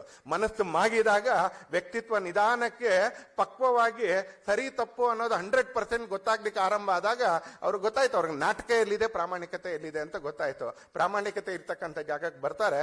ಇವತ್ತು ವೈಯಕ್ತಿಕವಾಗಿ ಅವ್ರ ಏಳಿಗೆ ಆಗಿದೆ, ಆದ್ರೆ ಅದಕ್ಕಿಂತ ಬಹಳ ದೊಡ್ಡದು ಅವ್ರ ಮುಖಾಂತರ ಇವತ್ತು ಸಮಾಜದ ಏಳಿಗೆಗೆ ಬಹಳ ದೊಡ್ಡದಾಗಿರ್ತಕ್ಕಂಥ ವೇಗ ಸಿಕ್ಕಿದೆ. ಇವತ್ತು ವೇಗ ಸಿಕ್ಕಿದೆ. ಅವ್ರು ವೈಯಕ್ತಿಕವಾಗಿ ದೊಡ್ಡವರಾಗಬೇಕು. ನಾನು ನಿಮ್ಮೆಲ್ಲರ ಜೊತೆ ಪೂಜ್ಯ ಸ್ವಾಮೀಜಿಗಳ ಜೊತೆ ಸೇರ್ಕೊಂಡು ನಾನು ಕೂಡ ಅವ್ರಿಗೆ ಭಗವಂತನ ಆಶೀರ್ವಾದ ಇರಲಿ, ಪೂಜ್ಯ ಸ್ವಾಮೀಜಿಗಳ ಆಶೀರ್ವಾದ ಇರಲಿ, ನಿಮ್ಮೆಲ್ಲರ ಶುಭ ಹಾರೈಕೆ ಇರಲಿ, ಇನ್ನಷ್ಟು ಮತ್ತಷ್ಟು ದೊಡ್ಡವರಾಗಕ್ಕೆ ಅಂತ ನಾನು ಹಾರೈಸ್ತೀನಿ ಅಂತಲ್ಲಿ. ಆದ್ರೆ ಒಬ್ಬ ಸಾಮಾಜಿಕ ಕಾರ್ಯಕರ್ತನಾಗಿ ಅದಕ್ಕಿಂತ ನನಗೆ ಆನಂದ ಜಾಸ್ತಿ ಆಗೋದು ಅವ್ರ ಕಾರಣಕ್ಕೆ ಇನ್ನು 10 ಜನ ದೊಡ್ಡವರಾದಾಗ, ಅವ್ರ ಕಾರಣಕ್ಕೆ ಸಮಾಜಕ್ಕೆ ನ್ಯಾಯ ಸಿಕ್ಕಿದಾಗ, ಅವ್ರ ಕಾರಣಕ್ಕೆ ಸಮಾಜದ ಉನ್ನತಿಗೆ ಬಿಜೆಪಿಯ ಒಳಗೂ ಬಿಜೆಪಿಯ ಹೊರಗೂ ಎರಡೂ ಕಡೆಗಳಲ್ಲಿ ಅವರು ಅದಕ್ಕೆ ಧ್ವನಿ ಆದಾಗ ಅದಕ್ಕಿಂತ ಜಾಸ್ತಿ ಆನಂದ ನಮ್ಗಾಗುತ್ತೆ. ಅದಕ್ಕಿಂತ ಜಾಸ್ತಿ ಆನಂದ ನನಗೆ ವೈಯಕ್ತಿಕವಾಗಿ ಆಗುತ್ತೆ ಅಂತಲೇ. ಅದನ್ನ ಮಾಡ್ತಾರೆ ಅಂತಕ್ಕಂಥ ನಂಬಿಕೆ ಇವತ್ತು ನಮ್ಮೆಲ್ಲರ ಹತ್ರ ಇದೆ ಅಂತಲೇ. ಒಂದು ಹೇಳಿದ್ರು, ರುದ್ರಯ್ಯನವರು ಕೂಡ ಮಾತಾಡ್ತಾ ಹೇಳಿದ್ರು, ವೆಂಕಟಸ್ವಾಮಿ ಅವರು ಕೂಡ ಮಾತಾಡ್ತಾ ಹೇಳಿದ್ರು, ಸಮಾಜ, ದೇಶ, ಜಗತ್ತು ಒಂದು ಸಂಕ್ರಮಣದ ಕಾಲದಲ್ಲಿ ಒಂದು ಟರ್ನಿಂಗ್ ಪಾಯಿಂಟ್ ಅಲ್ಲಿ ಇವತ್ತು ಬಂದು ನಿಂತ್ಕೊಂಡಿದೆ ಅಂತಲ್ಲಿ. ಟರ್ನಿಂಗ್ ಪಾಯಿಂಟ್ ಅಲ್ಲಿ ಬಂದು ನಿಂತ್ಕೊಂಡಿದೆ. ಒಟ್ಟಿಗೆ ಇರಬೇಕು, ಒಟ್ಟಿಗೆ ಮುಂದೆ ಹೋಗ್ಬೇಕು, ಎಲ್ಲರ ಏಳಿಗೆ ಆಗ್ಬೇಕು ಅಂತಕ್ಕಂಥ ಶಕ್ತಿಗಳು ಇವತ್ತು ಜಗತ್ತಲ್ಲಿ, ಸಮಾಜದಲ್ಲಿ ಬಹಳ ದೊಡ್ಡ ಸಂಖ್ಯೆಯಲ್ಲಿ. ಹಾಗೆ ಒಡಿಬೇಕು, ಒಡೆದ್ರೆ ಅಲ್ಲಿ ನಮ್ಮ ಬೇಳೆ ಬೇಯಿಸ್ಕೊಳ್ಬಹುದು ಅನ್ನುವಂತ ಅವ್ರ ಸಂಖ್ಯೆ ಕೂಡ ನಿಧಾನಕ್ಕೆ ಅದು ಅನೇಕ ರೀತಿಯಲ್ಲಿ ಅದು ಮೇಲ್ ಬರ್ತಾ ಇರ್ತಕ್ಕಂಥ ದಿನಗಳಲ್ಲಿ ನಾವೆಲ್ಲರೂ ಕೂಡ ಇವತ್ತಿದೀವಿ ಅಂತದ್ದೇ. ಇವತ್ತು ಆಗ್ತಾ ಇರ್ತಕ್ಕಂಥ ಅಭಿವೃದ್ಧಿ, ಆಗ್ತಾ ಇರ್ತಕ್ಕಂಥ ಶಿಕ್ಷಣದ ವ್ಯವಸ್ಥೆಗಳಲ್ಲಿ ಬೆಳವಣಿಗೆಗಳು, ಎಲ್ರಿಗೂ ಸಹಜವಾಗಿ ಸಿಗ್ತಾ ಇರ್ತಕ್ಕಂಥ ಅವಕಾಶಗಳು ಇವತ್ತು ಆಪರ್ಚುನಿಟಿ ಅಂತ ಏನಿದೆ ಎಲ್ರಿಗೂ ಕೂಡ ಸಹಜವಾಗಿ ಸಿಗುವಂತ ಕಾಲ ಬಂದಿದೆ ನಮ್ಗೆ ಇವತ್ತು. ನಿಧಾನ ಶಿಕ್ಷಣದ ವ್ಯವಸ್ಥೆಗಳೇನಿದಾವೆ ಅದು ಕೂಡ ಎಲ್ರಿಗೂ ಸಿಗ್ತಕ್ಕಂಥ ಒಂದು ದಿನಗಳು ನಾವು ನೋಡ್ತಾ ಇದ್ದೀವಿ. ಸನ್ಮಾನ್ಯ ಪ್ರಧಾನಮಂತ್ರಿಗಳು ಭಾರತೀಯ ಜನತಾ ಪಕ್ಷದ ಧ್ಯೇಯದ ವಿಚಾರದ ಶಬ್ದ ಆಗಿರ್ತಕ್ಕಂಥ ಒಂದು ನಂಬಿಕೆಯ ವಿಷಯವಾಗಿದ್ದಂತ ಅಂತ್ಯೋದಯವನ್ನ ಅವರು ಸಬ್ಕಾ ಸಾಥ್ ಸಬ್ಕಾ ವಿಕಾಸ್ ಅಂತಕ್ಕಂಥ ಶಬ್ದದ ಜೊತೆಗೆ ಮತ್ತಷ್ಟು ಆಗ್ರಹದ ಜೊತೆಗೆ ಇವತ್ತು ಅವರು ಸ್ವತಃ ಸರ್ಕಾರದ ನೆಲೆಯಲ್ಲೂ ಕೂಡ ಮುಂದುವರಿಸ್ತಾ ಇದ್ದಾರೆ. ಒಂದು ಕಡೆಯಿಂದ ಸಮಾಜ 100ಕ್ಕೆ 100 ತೆರೆದುಕೊಳ್ತಾ ಇದೆ, ಇನ್ನೊಂದು ಕಡೆಯಿಂದ ಅವಕಾಶಗಳು ಅದು ಮುಕ್ತವಾಗ್ತಾ ಇದೆ, ಮತ್ತೊಂದು ಕಡೆಯಿಂದ ವ್ಯವಸ್ಥೆಗಳದು ನ್ಯಾಯಾಂಗ ಇರ್ಬೋದು, ಶಾಸಕಾಂಗ ಇರ್ಬೋದು, ಸರ್ಕಾರ ಇರ್ಬೋದು, ಆಡಳಿತ ಇರ್ಬೋದು, ಅದು ಕೂಡ 360 ಡಿಗ್ರಿ 360 ಡಿಗ್ರಿ ನ್ಯಾಯ ಒದಗಿಸಬೇಕು ಅಂತಕ್ಕಂಥ ಸ್ಥಿತಿಯ ಸಂದರ್ಭದಲ್ಲಿ ಕರ್ನಾಟಕದ ರಾಜಕೀಯದ ಅತಿ ಮಹತ್ವಪೂರ್ಣ ಜಾಗದಲ್ಲಿ ಛಲವಾದಿ ನಾರಾಯಣ ಸ್ವಾಮಿ ಅವರು ಬಂದು ಕೂತ್ಕೊಂಡಿದ್ದಾರೆ ಅಂತಾರೆ. ವಿಧಾನ ಪರಿಷತ್ತಿನ ನಾಯಕರ ಸ್ಥಾನ ಅದು ತುಂಬಾ ಮಹತ್ವದ ಜಾಗ, ಅನೇಕ ವಿಷಯಗಳಿಗೆ ಧ್ವನಿ ಆಗ್ಬೋದಾಗಿರ್ತಕ್ಕಂಥ ಜಾಗ. ಹಾಗೆ ಕರ್ನಾಟಕದಲ್ಲಿ ಭಾರತೀಯ ಜನತಾ ಪಕ್ಷ ಕೂಡ ಆಡಳಿತದಲ್ಲಿ ಕೆಲವು ಸರಿ ಇರ್ಬೋದು, ಆಡಳಿತದಲ್ಲಿ ಇಲ್ಲದೆ ಇರ್ಬೋದು. ಆದ್ರೆ ಇವತ್ತು ಕರ್ನಾಟಕದಲ್ಲಿ ಅನ್ಯಾಯದ ವಿರುದ್ಧ ಅಥವಾ ಸಮಾಜದ ಏಳಿಗೆಗೋಸ್ಕರ ಸ್ವರ ಎತ್ತತಕ್ಕಂಥ ಒಂದು ಬಹುದೊಡ್ಡದಾಗಿರ್ತಕ್ಕಂಥ ವ್ಯವಸ್ಥೆ ಇವತ್ತು ಅದರಲ್ಲಿ ಒಂದು ಅತಿ ದೊಡ್ಡದಾಗಿರ್ತಕ್ಕಂಥ ಜಾಗಕ್ಕೆ, ಅಥವಾ ನಾನು ಆಗ್ಲೇ ಹೇಳಿದ್ನಲ್ಲ 2 ಪುಟಗಳಲ್ಲಿ 10 ಪತ್ರಿಕೆಯಲ್ಲಿ 2 ಪುಟದವ್ರು ಬರದೇ ಬರೀತಾರೆ ಅಂತ, ಹಾಗೆ ನೀವು ಎಲ್ಲಾ ಕಡೆ ಪ್ರವೇಶ ಇದೆ, ಗರ್ಭಗುಡಿಗೆ ಪ್ರವೇಶ ಇಲ್ಲ ಅಂತ ಹೇಳ್ತಾರಲ್ಲ, ಆ ತರ ಗರ್ಭಗುಡಿಗೆ ಬಂದು ಕೂತಿದ್ದಾರೆ ಅವರು. ಈ ಗರ್ಭಗುಡಿಗೆ ಪ್ರವೇಶ ಇಲ್ಲ ಅಂತ ಯಾರು ವಾದ ಮಾಡಕ್ ಸಾಧ್ಯ ಇಲ್ಲ, ಯಾಕಂದ್ರೆ ಅವ್ರು ಗರ್ಭಗುಡಿಗೆ ಬಂದು ಪ್ರತಿಷ್ಠಾಪಿತರಾಗಿದ್ದಾರೆ. ಈಗ ಅಲ್ಲಿಂದೇ ಅವ್ರು ನ್ಯಾಯ ಕೊಡಬಹುದಾಗಿರ್ತಕ್ಕಂಥ ಪಕ್ಷದ ಎಲ್ಲ ವ್ಯವಸ್ಥೆ ಒಳಗೆ ಬಂದು ಕೂತ್ಕೊಂಡಿದ್ದಾರೆ. ಶಾಸಕಾಂಗ ಪಕ್ಷದ ಎಲ್ಲ ವ್ಯವಸ್ಥೆ ಒಳಗೂ ಕೂಡ ಇವತ್ತು ಅವ್ರು ಬಂದು ಕೂತ್ಕೊಂಡಿದ್ದಾರೆ ಅಂತಲೇ. ಇವತ್ತು ಅವ್ರಿಗೆ ಮತ್ತಷ್ಟು ಅವಕಾಶಗಳನ್ನ ಜೋಡಿಸ್ತಾ, ಅವ್ರಿಗೆ ಮತ್ತಷ್ಟು ಕೈ ಜೋಡಿಸ್ತಾ ನಾವೆಲ್ಲರೂ ಕೂಡ ಸಮಾಜದ ಏಳಿಗೆಗೋಸ್ಕರ ಅವ್ರು ಇನ್ನಷ್ಟು ಹೆಚ್ಚು ಕೆಲಸ ಮಾಡಲಿ ಅಂತಕ್ಕಂಥ ಹಾರೈಕೆ ಮಾತ್ರ ಅಲ್ಲ, ಅವ್ರಿಗೆ ಕೊಡಬೇಕಾಗಿರ್ತಕ್ಕಂಥ ಸಹಕಾರವನ್ನು ಕೂಡ ನಾವೆಲ್ಲರೂ ಕೊಡಬೇಕಾಗಿರ್ತಕ್ಕಂಥ ದಿನಗಳಲ್ಲಿ ನಾವಿವತ್ತು ಕೂತ್ಕೊಂಡಿದ್ದೀವಿ ಅಂತಲೇ. ಪೂಜ್ಯ ಸ್ವಾಮೀಜಿಗಳು ಅವರ ಆಶೀರ್ವಚನ ಕೂಡ ಆಗೋದಿದೆ. ರಾಜ್ಯ ಭಾರತೀಯ ಜನತಾ ಪಕ್ಷದ ಅಧ್ಯಕ್ಷರು ಕೂಡ ತನ್ನ ಮಾತುಗಳನ್ನ ಹೇಳಿದ್ದಾರೆ. ಗೋವಿಂದ ಕಾರಜೋಳ ಅವರು ಕೂಡ ಅಧ್ಯಕ್ಷ ಸ್ಥಾನದಿಂದ ಮಾತಾಡೋಂಥವರಿದ್ದಾರೆ ಅಂತಲೇ. ಹಾಗಾಗಿ ನಾನು ಮಾತನ್ನು ತುಂಬಾ ಬೆಳೆಸ್ತೀನಿ ಅಂತ ಹೋಗೋದಿಲ್ಲ. ನಾನು ಆಗ್ಲೇ ಒಂದು ವಾಕ್ಯವನ್ನ ಏನು ಸ್ಪರ್ಶ ಮಾಡಿದೆ, ಮತ್ತೆ ಅದನ್ನ ಮಾತ್ರ ಸ್ಪರ್ಶ ಮಾಡಿ ನನ್ನ ಮಾತನ್ನು ನಾನು ಮುಕ್ತಾಯ ಮಾಡ್ತೀನಿ ಅಂತಲೇ. ಸಂಘಟನೆ ಅನ್ನೋ ಶಬ್ದವನ್ನ ಮತ್ತೆ ಪ್ರಸ್ತಾಪ ಮಾಡ್ತೀನಿ ನಾನು. ನಾನು ಇದಕ್ಕೆ ಮುಂಚೆನೂ ಕೂಡ ಅನೇಕ ವೇದಿಕೆಗಳಲ್ಲಿ ನಾನು ಪ್ರಸ್ತಾಪ ಮಾಡಿದ್ದೀನಿ ಒಂದ್ಸಲ. ಕರ್ನಾಟಕದಲ್ಲಿ 2 ಸಂಘಟನೆಗಳು. ನಾ ಹೇಳಿದ್ ಕೆಲವರಿಗೆ ಇಷ್ಟ ಆಗದೆ ಇರ್ಬೋದು, ಆದ್ರೆ ಇಷ್ಟ ಆಗದೆ ಇದ್ರು ಯೋಚನೆ ಮಾಡಿ ಅಂತ ಕೈ ಮುಗಿದು ಕೇಳ್ತೀನಿ.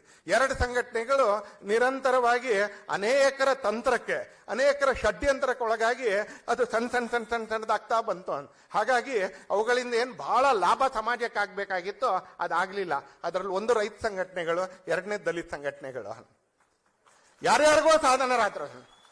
ಇವತ್ತು ನಮ್ಮ ರಾಜ್ಯದಲ್ಲಿ ಎಷ್ಟು ರೈತ ಸಂಘಟನೆಗಳಿದಾವೆ ಅಂತ ಕೇಳಿದ್ರೆ ಇದನ್ನ ನಾನು ಟೀಕೆ ಮಾಡ್ತಾ ಇಲ್ಲ. ಯಾರಿಗಾದ್ರೂ ಇದು ಟೀಕೆ ಅಂತ ಅನ್ಸಿದ್ರೆ ದಯವಿಟ್ಟು ತೆಗೆದುಬಿಡಿ. ಇದನ್ನೊಬ್ಬ ಸಾಮಾಜಿಕ ಕಾರ್ಯಕರ್ತನಾಗಿ ನಾನು ದುಃಖದಿಂದ ಹೇಳ್ತಾ ಇದ್ದೀನಿ ಅಂತ. ಹೀಗೆ ಆಗ್ಬಾರ್ದಾಗಿತ್ತು ಅಂತ ಅನೇಕ ಸಲ ಅನ್ಸುತ್ತಲ್ಲ, ಹಾಗೆ ಈಗ ಆಗ್ಬಾರ್ದಾಗಿತ್ತು ಅನ್ನೋ ಕಾರಣಕ್ಕೋಸ್ಕರ ಹೇಳ್ತಾ ಇದ್ದೀನಿ ನಾನು. ಇವತ್ತು ನಮ್ಮ ರಾಜ್ಯದಲ್ಲಿ ಎಷ್ಟು ರೈತ ಸಂಘ ಇದೆ ಅನ್ನೋದನ್ನ ನೆನ್ಪು ಮಾಡ್ಕೊಳ್ಳಿ ಅನ್ಸಲ್ಲ. ಅಕಸ್ಮಾತ್ ಒಂದೇ ರೈತ ಸಂಘ ಇದ್ದಿದ್ರೆ ಇವತ್ತು ನಮ್ಮ ರಾಜ್ಯ ಹೇಗಿರ್ತಿತ್ತು, ನಮ್ಮ ರಾಜ್ಯದ ರೈತರ ಸ್ಥಿತಿ ಹೇಗಿರ್ತಿತ್ತು, ಅಥವಾ ನಮ್ಮ ರಾಜ್ಯದ ರೈತರ ಧ್ವನಿ ಹೇಗಿರ್ತಿತ್ತು ಅನ್ನೋದನ್ನ ಯೋಚನೆ ಮಾಡಿ ಅಂತ. ಹಾಗೆ ಸಂಘಟನೆಗಳೇನೆ ಅನೇಕ ಆಗ್ಬೋದು ಅನ್ಸಲೆ. ಹಾಗೆ ಧ್ವನಿಯೂ ಕೂಡ ಅನೇಕ ದಲಿತ ಸಂಘಟನೆಗಳದ್ದು ಧ್ವನಿ ಕೂಡ ಅನೇಕ ಆಗ್ಬಿಟ್ಟಿದೆ ಅನ್ಸಲೆ. ಧ್ವನಿ ಏಕ ಆಗಿರ್ಬೇಕು. ಸಂಘಟನೆ ಭೌಗೋಳಿಕ ಕಾರಣಕ್ಕೆ ಬೇರೆ ಬೇರೆ ಆಗಬಹುದು, ಸಂಘಟನೆ ವ್ಯಕ್ತಿಗಳ ಕಾರಣಕ್ಕೆ ಬೇರೆ ಬೇರೆ ಆಗ್ಬೋದು ಒಂದಲೆ. ಆದ್ರೆ ಧ್ವನಿ ಒಂದೇ ಇರುತ್ತಾ? ಧ್ವನಿ ಒಂದೇ ಇರಬೇಕು ಅಂತ ಇಷ್ಟಪಡ್ತಕ್ಕಂಥ, ಧ್ವನಿ ಒಂದೇ ಇರ್ಲಿಕ್ಕೆ ಸಹಾಯಕ ಆಗ್ಬೋದಾಗಿರ್ತಕ್ಕಂಥ, ಏನನ್ ಬೇಕಾದ್ರೂ ಮಾಡಕ್ ಸಿದ್ಧ ಇರ್ತಕ್ಕಂಥ ವ್ಯಕ್ತಿಗಳಲ್ಲಿ ನಾನು ಕೂಡ ಒಬ್ಬ. ಇವತ್ತು 2 ಸಂಘಟನೆಗಳು ಏನ್ ಅನೇಕ ಕವಲುಗಳಾಗಿ ಹೊಡೆದಿದೆಯೋ ಇವೆಲ್ಲ ಒಟ್ಟಿಗೆ ಆಗಿ ಬಾಬಾ ಸಾಹೇಬ್ ಅಂಬೇಡ್ಕರ್ ಅವರು, ಭಾರತ ರತ್ನ ಬಾಬಾ ಸಾಹೇಬ್ ಅಂಬೇಡ್ಕರ್ ಅವರು ಯಾವ ಆಶಯವನ್ನು ಹೇಳಿದ್ರಲ್ಲ ಅಂತಲ್ಲಿ, ಸಮಾಜವನ್ನು ಮೇಲೆ ಎತ್ತಬೇಕು ಅಂತ ಆದ್ರೆ ಮೊದಲನೇ ವ್ಯಕ್ತಿ ಶಿಕ್ಷಣ ಆಗ್ಬೇಕು, ಹಾಗೆ 2ನೇ ಸಮಾಜ ಸಂಘಟಿತ ಆಗ್ಬೇಕು. ಆ ಸಂಘಟನೆ ಅಂತಕ್ಕಂಥ ಶಕ್ತಿ ಏನಿದೆ ಅದು ಒಟ್ಟಾಗಿದ್ದಾಗ ಅಂತ. ಸಂಘೇ ಶಕ್ತಿ ಕಲಯುಗ ಏನೋ ಒಟ್ಟಿಗಿದ್ರೆ ಕಲಿಯುಗದಲ್ಲಿ ಬಲ.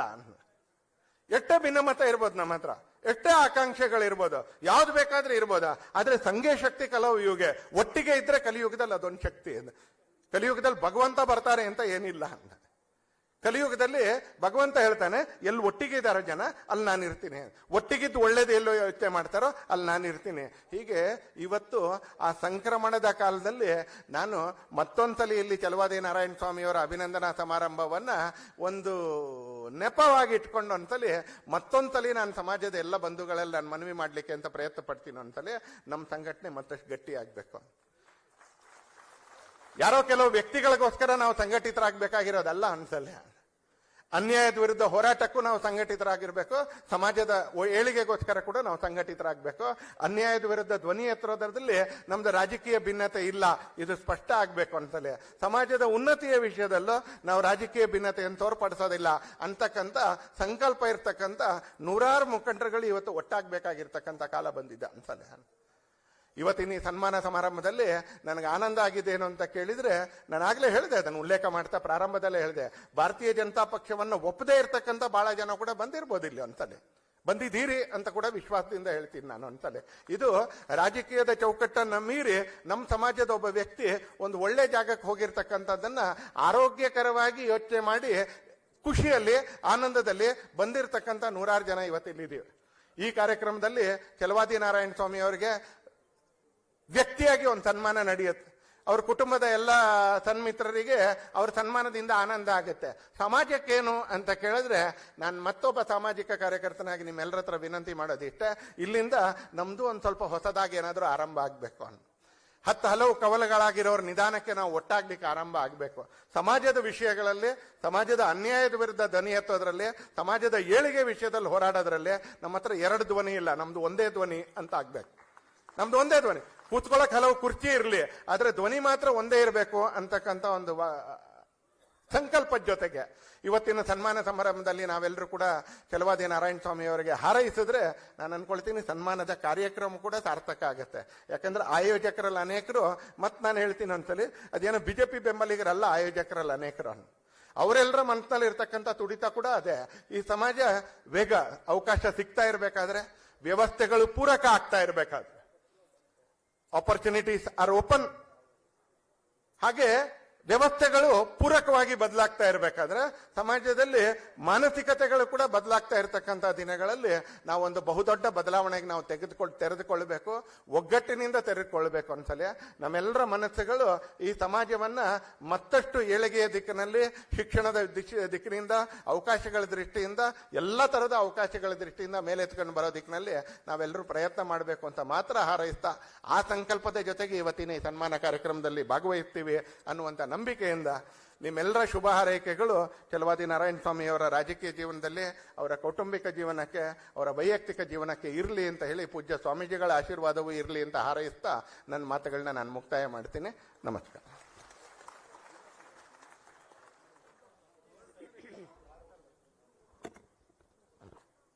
ಧನ್ಯವಾದಗಳು ಶ್ರೀಯುತ BL ಸಂತೋಷ್ ಜಿ ಅವರಿಗೆ. ನಮ್ಮೆಲ್ಲರ ಜವಾಬ್ದಾರಿಗಳನ್ನು ಎಚ್ಚರಿಸಿದ್ದಾರೆ. ಹಾಗೆಯೇ ನಮ್ಮ ಅರಿವಿನ ಚಿಂತನೆಯ ಆಳ ಅಗಲಗಳನ್ನು ಮತ್ತಷ್ಟು ವಿಸ್ತರಿಸಿದ್ದಾರೆ ತಮ್ಮ ಮಾತುಗಳ ಮೂಲಕ. ಹಾಗಾಗಿ ತಮ್ಮೆಲ್ಲರ ಪರವಾಗಿ ಮತ್ತು ವೇದಿಕೆ ಪರವಾಗಿ ಹಾರ್ದಿಕವಾದಂಥ ಅಭಿನಂದನೆಗಳನ್ನು ಶ್ರೀಯುತ BL ಸಂತೋಷ್ ಅವರಿಗೆ ಭೀಮ ವಂದನೆಗಳನ್ನು ಸಲ್ಲಿಸ್ತಾ ಇದ್ದೇನೆ. ಜೋರು ಚಪ್ಪಾಳೆ ಬರಲಿ, ಭೀಮ ಚಪ್ಪಾಳೆ. ಧನ್ಯವಾದಗಳು. ಈಗ ದಯಮಾಡಿ ಶ್ರೀಯುತ ಗೋವಿಂದ ಕಾರಜೋಳ ಅವರು, BY ವಿಜೇಂದ್ರ ಅವರು ಹಾಗೂ BL ಸಂತೋಷ್ ಜಿ ಅವರು ಛಲವಾದಿ ನಾರಾಯಣ ಸ್ವಾಮಿ ಅವರಿಗೆ ತಮ್ಮ ಗೌರವ ಸಮರ್ಪಣೆಯನ್ನು ಮಾಡಬೇಕು. ತದನಂತರ ಛಲವಾದಿ ನಾರಾಯಣ ಸ್ವಾಮಿ ಅವರ ಮಾತುಗಳನ್ನು ಕೇಳೋಣ. ನಾಗೇಂದ್ರ ಮತ್ತು ಗೆಳೆಯರು ಇದನ್ನ ನೆರವೇರಿಸಿಕೊಡ್ತಿದ್ದಾರೆ.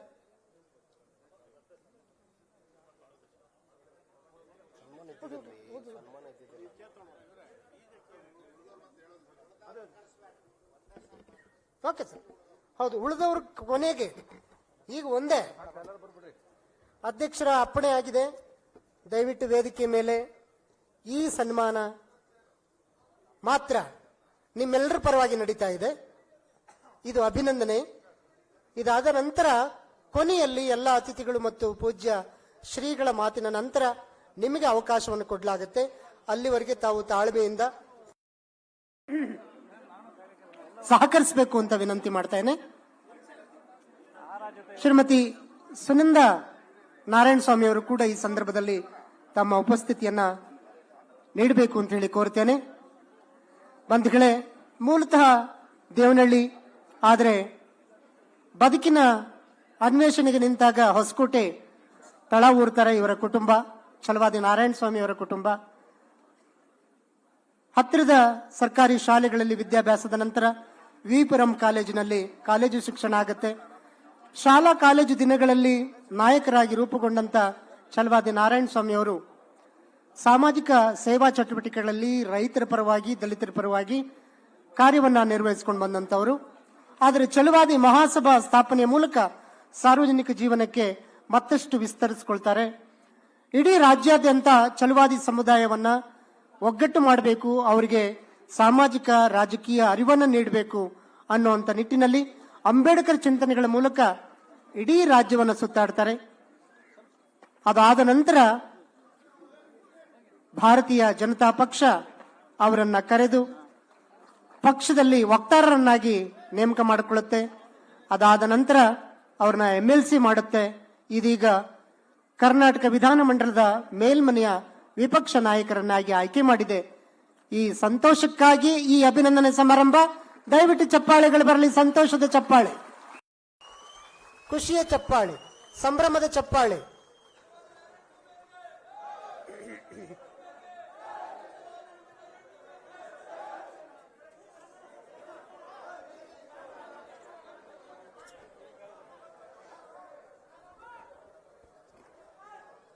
ಈ ಖುಷಿ, ಆನಂದ, ಸಂಭ್ರಮ, ಸಂತೋಷಕ್ಕೆ ಕಾರಣರಾದಂತ BL ಸಂತೋಷ್ ಜಿ ಅವರು ಹಾಗೂ BY ವಿಜಯೇಂದ್ರ ಅವರು, ಹಾಗೆ ವೇದಿಕೆಯಲ್ಲಿರ್ತಕ್ಕಂಥ ಇತರ ಗಣ್ಯರು ಛಲವಾದಿ ನಾರಾಯಣ ಸ್ವಾಮಿ ಅವರನ್ನ ಅತ್ಯಂತ ಪ್ರೀತಿ ಮತ್ತು ಗೌರವದಿಂದ ಅಭಿನಂದಿಸಿ ಸತ್ಕರಿಸ್ತಾ ಇದ್ದಾರೆ. ದಯವಿಟ್ಟು ಗುಂಪು ಆಗೋದು ಬೇಡ.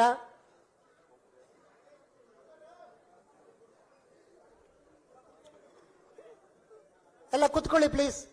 ವಿಧಾನಸೌಧದ ಭವ್ಯ ಚಿತ್ರ, ಹೌದೌದು ಹೇಳಿದ್ದೀನಿ. ಸನ್ಮಾನ ನಂತರ ಯಾರು ಬರೋ ಹಾಗಿಲ್ಲ. ಈಗ ವೇದಿಕೆ ಹತ್ರ ಯಾರು ಬರೋ ಹಾಗಿಲ್ಲ. ನಂತರ ನಾವು ನಿಮ್ಮನ್ನ ಕರಿತೀವಿ. ಇದನ್ನ ಆಗು ಮಾಡಿಕೊಟ್ಟಂತ ಎಲ್ಲ ಗಣ್ಯರಿಗೆ ಪೂಜ್ಯರಿಗೆ ಧನ್ಯವಾದಗಳು. ಈಗ ಛಲವಾದಿ ನಾರಾಯಣ ಸ್ವಾಮಿ ಅವರ ಮಾತುಗಳನ್ನ ನಾವು ಕೇಳೋಣ. ಹೋರಾಡಿದಾಗಲೆಲ್ಲ ನಾವು ಗೆಲ್ಲದೇ ಇರಬಹುದು, ಆದರೆ ಹೋರಾಡದಿದ್ದರೆ ಸೋಲು ಖಚಿತ. ಸದಾ ಹೋರಾಟವನ್ನೇ ಉಸಿರಾಗಿಸಿಕೊಂಡ ಶ್ರೀಯುತ ಛಲವಾದಿ ನಾರಾಯಣ ಸ್ವಾಮಿ ಅವರ ಮಾತುಗಳಿಗೆ ಕಿವಿಯಾಗೋಣ. ಜೋರು ಚಪ್ಪಾಳೆ ಮೂಲಕ ಛಲವಾದಿ ನಾರಾಯಣ ಸ್ವಾಮಿ ಅವರನ್ನ ಬರಮಾಡಿಕೊಳ್ಳೋಣ.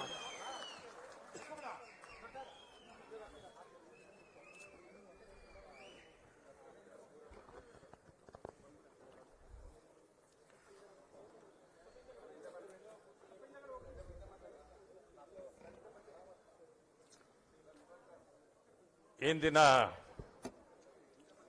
ಸಭೆಯಲ್ಲಿ ನನಗೆ ಪ್ರೋತ್ಸಾಹ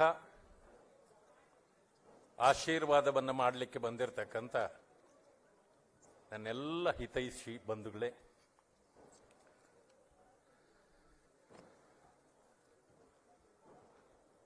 ನನ್ನನ್ನು ಆಶೀರ್ವಾದ ಮಾಡಬೇಕು ಅಂತಲೇ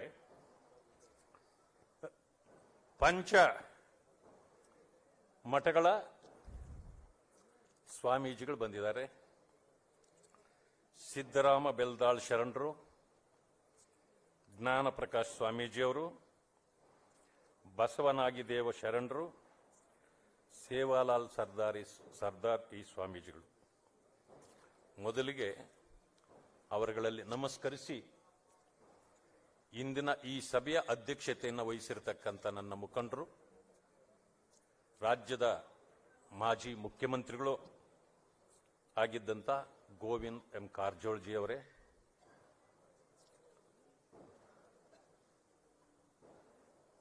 ನನ್ನ ಪಕ್ಷದ ಅಧ್ಯಕ್ಷರು, ಸಣ್ಣ ವಯಸ್ಸಾದರೂ ಕೂಡ ಹಿರಿಯರನ್ನ ಮೀರಿಸುವಂತ ರೀತಿಯಲ್ಲಿ ಕೆಲಸ ಮಾಡಿ ಪಕ್ಷಕ್ಕೆ ಚಾಲನೆಯನ್ನು ಕೊಟ್ಟಿರತಕ್ಕಂಥ ವಿಜೇಂದ್ರ ಅವರೇ, ನಮ್ಮ ಮಾರ್ಗದರ್ಶಕರು, ಅವರು ಸ್ವಲ್ಪ ತಡವಾಗಿ ಬಂದರು. ಹೇಳಿದ ಮೇಲೆ ಅಷ್ಟು ಹೇಗೆ ಬೇಗ ಬಂದರೂ ನನಗೆ ಗೊತ್ತಿಲ್ಲ. ಜಾರ್ಖಂಡ್ನಿಂದ ಬರಬೇಕಾಗಿತ್ತು, ಫ್ಲೈಟ್ ಅಲ್ಲಿಂದ ಕ್ಯಾನ್ಸಲ್ ಆದಮೇಲೆ ಭೂಪಾಲ್ಗೆ ಹೋಗಿ ಇಲ್ಲಿಗೆ ಬರಲಿಕ್ಕೆ ಬಹುಶಃ 1 ಗಂಟೆ ಆಗ್ಬೋದು ಅಂದ್ಕೊಂಡೆ. ಅದಷ್ಟು ಬೇಗ ಬಂದರು, ಬಹಳ ಸಂತೋಷ ಆಯಿತು ನನಗೆ. ಸಂತೋಷ್ ಜಿ ಅವರೇ, ಮಹೇಶ್ ಅವರೇ, ಪಿ ರಾಜೀವ್ ಅವರೇ, ಸಹೋದರ ಮುನ್ಸ್ವಾಮಿ ಅವರೇ, ರುದ್ರಯ್ಯ ಅವರೇ, ಬಸವರಾಜ್ ಮತ್ತಿಮೋಡವರೇ, ಸಂಪಂಗಿ ಅವರೇ, ಕೌತಾಳ್ ಅವರೇ, ನಮ್ಮ ಹಾಲಪ್ಪನವರೇ, ನನ್ನ ಸಹೋದರ ಸಂಘಟನೆಗಳ ರೋವಾರಿ ವೆಂಕಟಸ್ವಾಮಿ ಅವರೇ, ಉಳಿದ ನನ್ನೆಲ್ಲ ಮಿತ್ರ ಬಂಧುಗಳೇ, ಅಣ್ಣ ತಮ್ಮಂದ್ರೆ, ತಾಯಂದ್ರೆ, ವಿಶೇಷವಾಗಿ ನನ್ನನ್ನು ಆರೈಸಲಿಕ್ಕೆ ಬಂದ 38 ಸಂಘಟನೆಗಳ ಪ್ರಮುಖರೇ,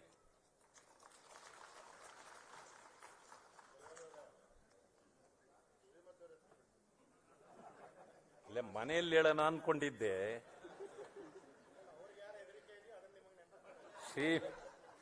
ಶ್ರೀಮತಿ ಸುನಂದ ಛಲವಾದಿ ನಾರಾಯಣ ಸ್ವಾಮಿ ಅವರೇ, ಎಲ್ಲ ನನ್ನ ಪತ್ರಕರ್ತ ಬಂಧುಗಳೇ,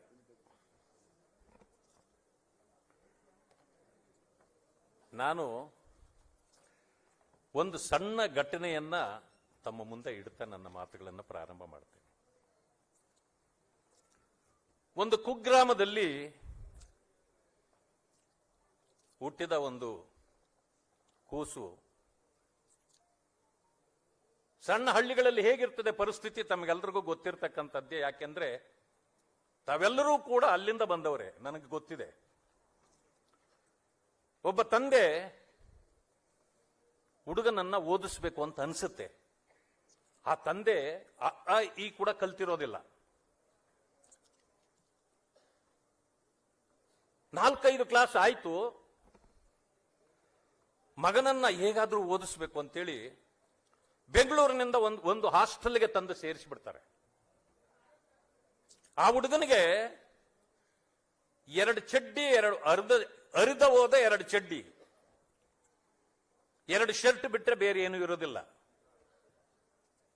ಇದು ಪ್ರತಿ ತಂದೆ ತಾಯಿಗಳ ಆಸೆ, ಮಕ್ಕಳನ್ನು ಓದಿಸಬೇಕು ಅಂತ. ದೀನ ಸೇವಾ ಸಂಘ ಹಾಸ್ಟೆಲ್ನಲ್ಲಿ ಸೇರಿಸ್ತಾರೆ ಆತನಿಗೆ. ಸೇರಿಸಿದಾಗ ಆತನಿಗೆ ಆಶ್ಚರ್ಯ. ನಾನು ನಮ್ಮೂರಿನಲ್ಲಿ ಶಾಲೆಗೆ ಹೋದರೆ ಬಟ್ಟೆ ಇಲ್ಲದೆ ಇದ್ರೂ ನಡೀತಿತ್ತು, ಚಡ್ಡಿ ಹಾಕದೇ ಇದ್ರೂ ನಡೀತಿತ್ತು ಪ್ರೈಮರಿ ಸ್ಕೂಲಲ್ಲಿ. ಆದ್ರೆ ಇಲ್ಲಿಗೆ ಬಂದ್ರೆ ಏನು ಆಶ್ಚರ್ಯ, ಎಲ್ಲ ಶೂಟು ಬೂಟ್ನಲ್ಲೇ ಇದ್ದಾರೆ. ಸಿಟಿ ಇದು. ಆತನಿಗೂ ಒಂದು ಕ್ಯೂರಿಯಾಸಿಟಿ ಸ್ಟಾರ್ಟ್ ಆಯ್ತು. ನಾನು ಹೀಗೆ ಬದುಕಬೇಕು, ಅವ್ರ ತರ ನಾನು ವೈಟ್ ಅಂಡ್ ವೈಟ್ ಹಾಕಬೇಕು ಅಂತ ಅನಿಸ್ತು. ಶಾಲೆ ಇದೇ ರೀತಿ ಒಂದು ದಸರಾ ಸಂದರ್ಭ, ದಸರಾ ರಜೆ ಬಂದೇ ಬರುತ್ತೆ. ಊರಿಗೆ ಹೋದ್ಮೇಲೆ ಆತನಿಗೆ ನಾನು ಮತ್ತೆ ಈ ಹಳ್ಳಿಯ ವಾತಾವರಣ ನೋಡಿ ಹಿಂಗಿರಕ್ ಆಗೋದಿಲ್ಲ, ನಾನು ಮತ್ತೆ ಆ ರೀತಿ ಆಗ್ಬೇಕಂತಂದ್ರೆ ನನಗೆ ಯತ್ನ ಇಲ್ಲ, ನಾನೇನಾದ್ರೂ ತಗೊಳ್ಬೇಕಲ್ಲ. ಇಲ್ಲ, ತಂದೆ ತಾಯಿ ಹತ್ರ ಜಗಳ ಮಾಡ್ದ. ನನಗೂ ಕೂಡ ಅಲ್ಲಿ ಜನ ಹೆಂಗ್ ಬದುಕ್ತಾರೆ ಹಂಗ್ ಬದುಕಬೇಕು, ನನಗೂ ವೈಟ್ ಅಂಡ್ ವೈಟೇ ಹಾಕ್ಬೇಕು, ಶೂ ಹಾಕ್ಬೇಕು, ನನಗೆ ಕೊಡಿಸಿ ಹಠ ಮಾಡ್ದ. ತಂದೆ ತಾಯಿಗೆ ಯತ್ನ ಇಲ್ಲ. ಆದ್ರೂ ಬಹಳ ಕಷ್ಟಪಟ್ಟು ದಸರಾ ರಜೆ ಮುಗಿದು ಇನ್ನು ಶಾಲೆಗೆ ಹೋಗ್ಬೇಕಾಗತ್ತೆ. ಒಂದು ಎಲ್ಲೋ ಹೋಗಿ ಬಟ್ಟೆ ಹೊಲಿಸ್ಕೊಟ್ರು. ಶೂ ಹಾಕ್ಬೇಕು, ಶೂ ಇಲ್ಲ, ಸಿಕ್ಕಿಲ್ಲ. ತನ್ನ ಸ್ನೇಹಿತನ ಶೂ, ಹಳೇದೊಂದು ಜೊತೆ ಶೂ ಇತ್ತು. ಅದು ಮಣ್ಣಲ್ಲಿ ಬಿದ್ದು ಎಲ್ಲ ಆಗಿ ಮಣ್ಣು ತರನೇ ಇತ್ತು. ಅದಕ್ಕೆ ಲೇಸ್ ಇಲ್ಲ, ಸಾಕ್ಸ್ ಅಂತೂ ಗೊತ್ತೇ ಇಲ್ಲ. ಆದ್ರೆ ಶೂ ಯಾವಾಗಲೂ ಕಪ್ಪಿರುತ್ತೆ, ಅದು ಮಣ್ಣು ಕಲ್ಲರ್ದಿತ್ತು. ನೋಡ್ದ ಹುಡುಗ, ಏನೇ ಆಗ್ಲಿ ಸರಿ ಅದನ್ನು ಕಪ್ಪು ಮಾಡಿನೇ ಹಾಕೊಳ್ಬೇಕು ಅಂತೇಳಿ ಇಜ್ಜಿಲ್ ತಗೊಂಡ, ಬಂಡೆ ಮೇಲೆ ಹಾಕಿ ಚೆಚ್ಚದ, ಅದಕ್ಕೆ ಅಷ್ಟು ಎಣ್ಣೆ ಹಾಕದ, ಪಾಲಿಶ್ ತರ ಕಾಣಿಸ್ತದ ಕಪ್ಪಿಗೆ. ಎತ್ತಿ ಶೂಗೆ ಒರೆಸ್ದ, ಕಪ್ಪಾಗೋಯ್ತು. ಲೇಸ್ ಇರಲಿಲ್ಲ, ಟೊಯಿಂದಾರ ಕಟ್ ಮಾಡ್ದ, ಅದಕ್ಕೆ ಬಣ್ಣ ಹಚ್ಚದ, ಹಾಕೊಂಡ. ಬಸ್ಸಿಗೆ ಹೊರಡಬೇಕು. ವೈಟ್ ಅಂಡ್ ವೈಟ್ ಬಟ್ಟೆ ಹಾಕೊಂಡ, ಶೂ ಹಾಕೊಂಡ, ಹೊರಟ. 1.5 ಕಿಲೋಮೀಟರ್ ಬಸ್ ಸ್ಟ್ಯಾಂಡಿಗೆ ನಡ್ಕೊಂಡು ಹೋಗ್ಬೇಕು ಹಳ್ಳಿಯಿಂದ. ಮಳೆ ಬಂದ್ಬಿಡ್ತು, ಸಂಪೂರ್ಣ ನೆಂದೋಗ್ಬಿಟ್ಟ. ಕರಿಯ ಇಜ್ಜಲು ಕುಟ್ಟಿ ಶೂಗ್ ಹಾಕಿದ್ದಲ್ಲ, ಮಳೆಯಲ್ಲಿ ಎಲ್ಲ ನೆಂದೋಯ್ತು. ಆ ವೈಟ್ ಅಂಡ್ ವೈಟ್ ಬಟ್ಟೆ ಎಲ್ಲ ಕಪ್ಪಾಗೋಯ್ತು. ದುಃಖ ಆಯ್ತು, ನೋವಾಯ್ತು. ಇನ್ನೇನು ಮಾಡೋದು, ಪರಿಸ್ಥಿತಿ ಅಷ್ಟೇ. ಹತ್ಕೊಂಡ ತಂದೆ ಮುಂದೆ. ಎಲ್ಲಾದ್ರೂ ಏನು ಮಾಡಕ್ಕಾಗಲ್ಲ, ಶೂಗಳನ್ನ ಕಿತ್ತು ಎಸೆದು ಆ ಉಟ್ಟ ಬಟ್ಟೆಯಲ್ಲೇ ಬಸ್ ಹತ್ತಿ ಬೆಂಗಳೂರಿಗೆ ಬಂದ್ಬಿಟ್ಟ. ಯಾರಂತ ಗೊತ್ತಾ?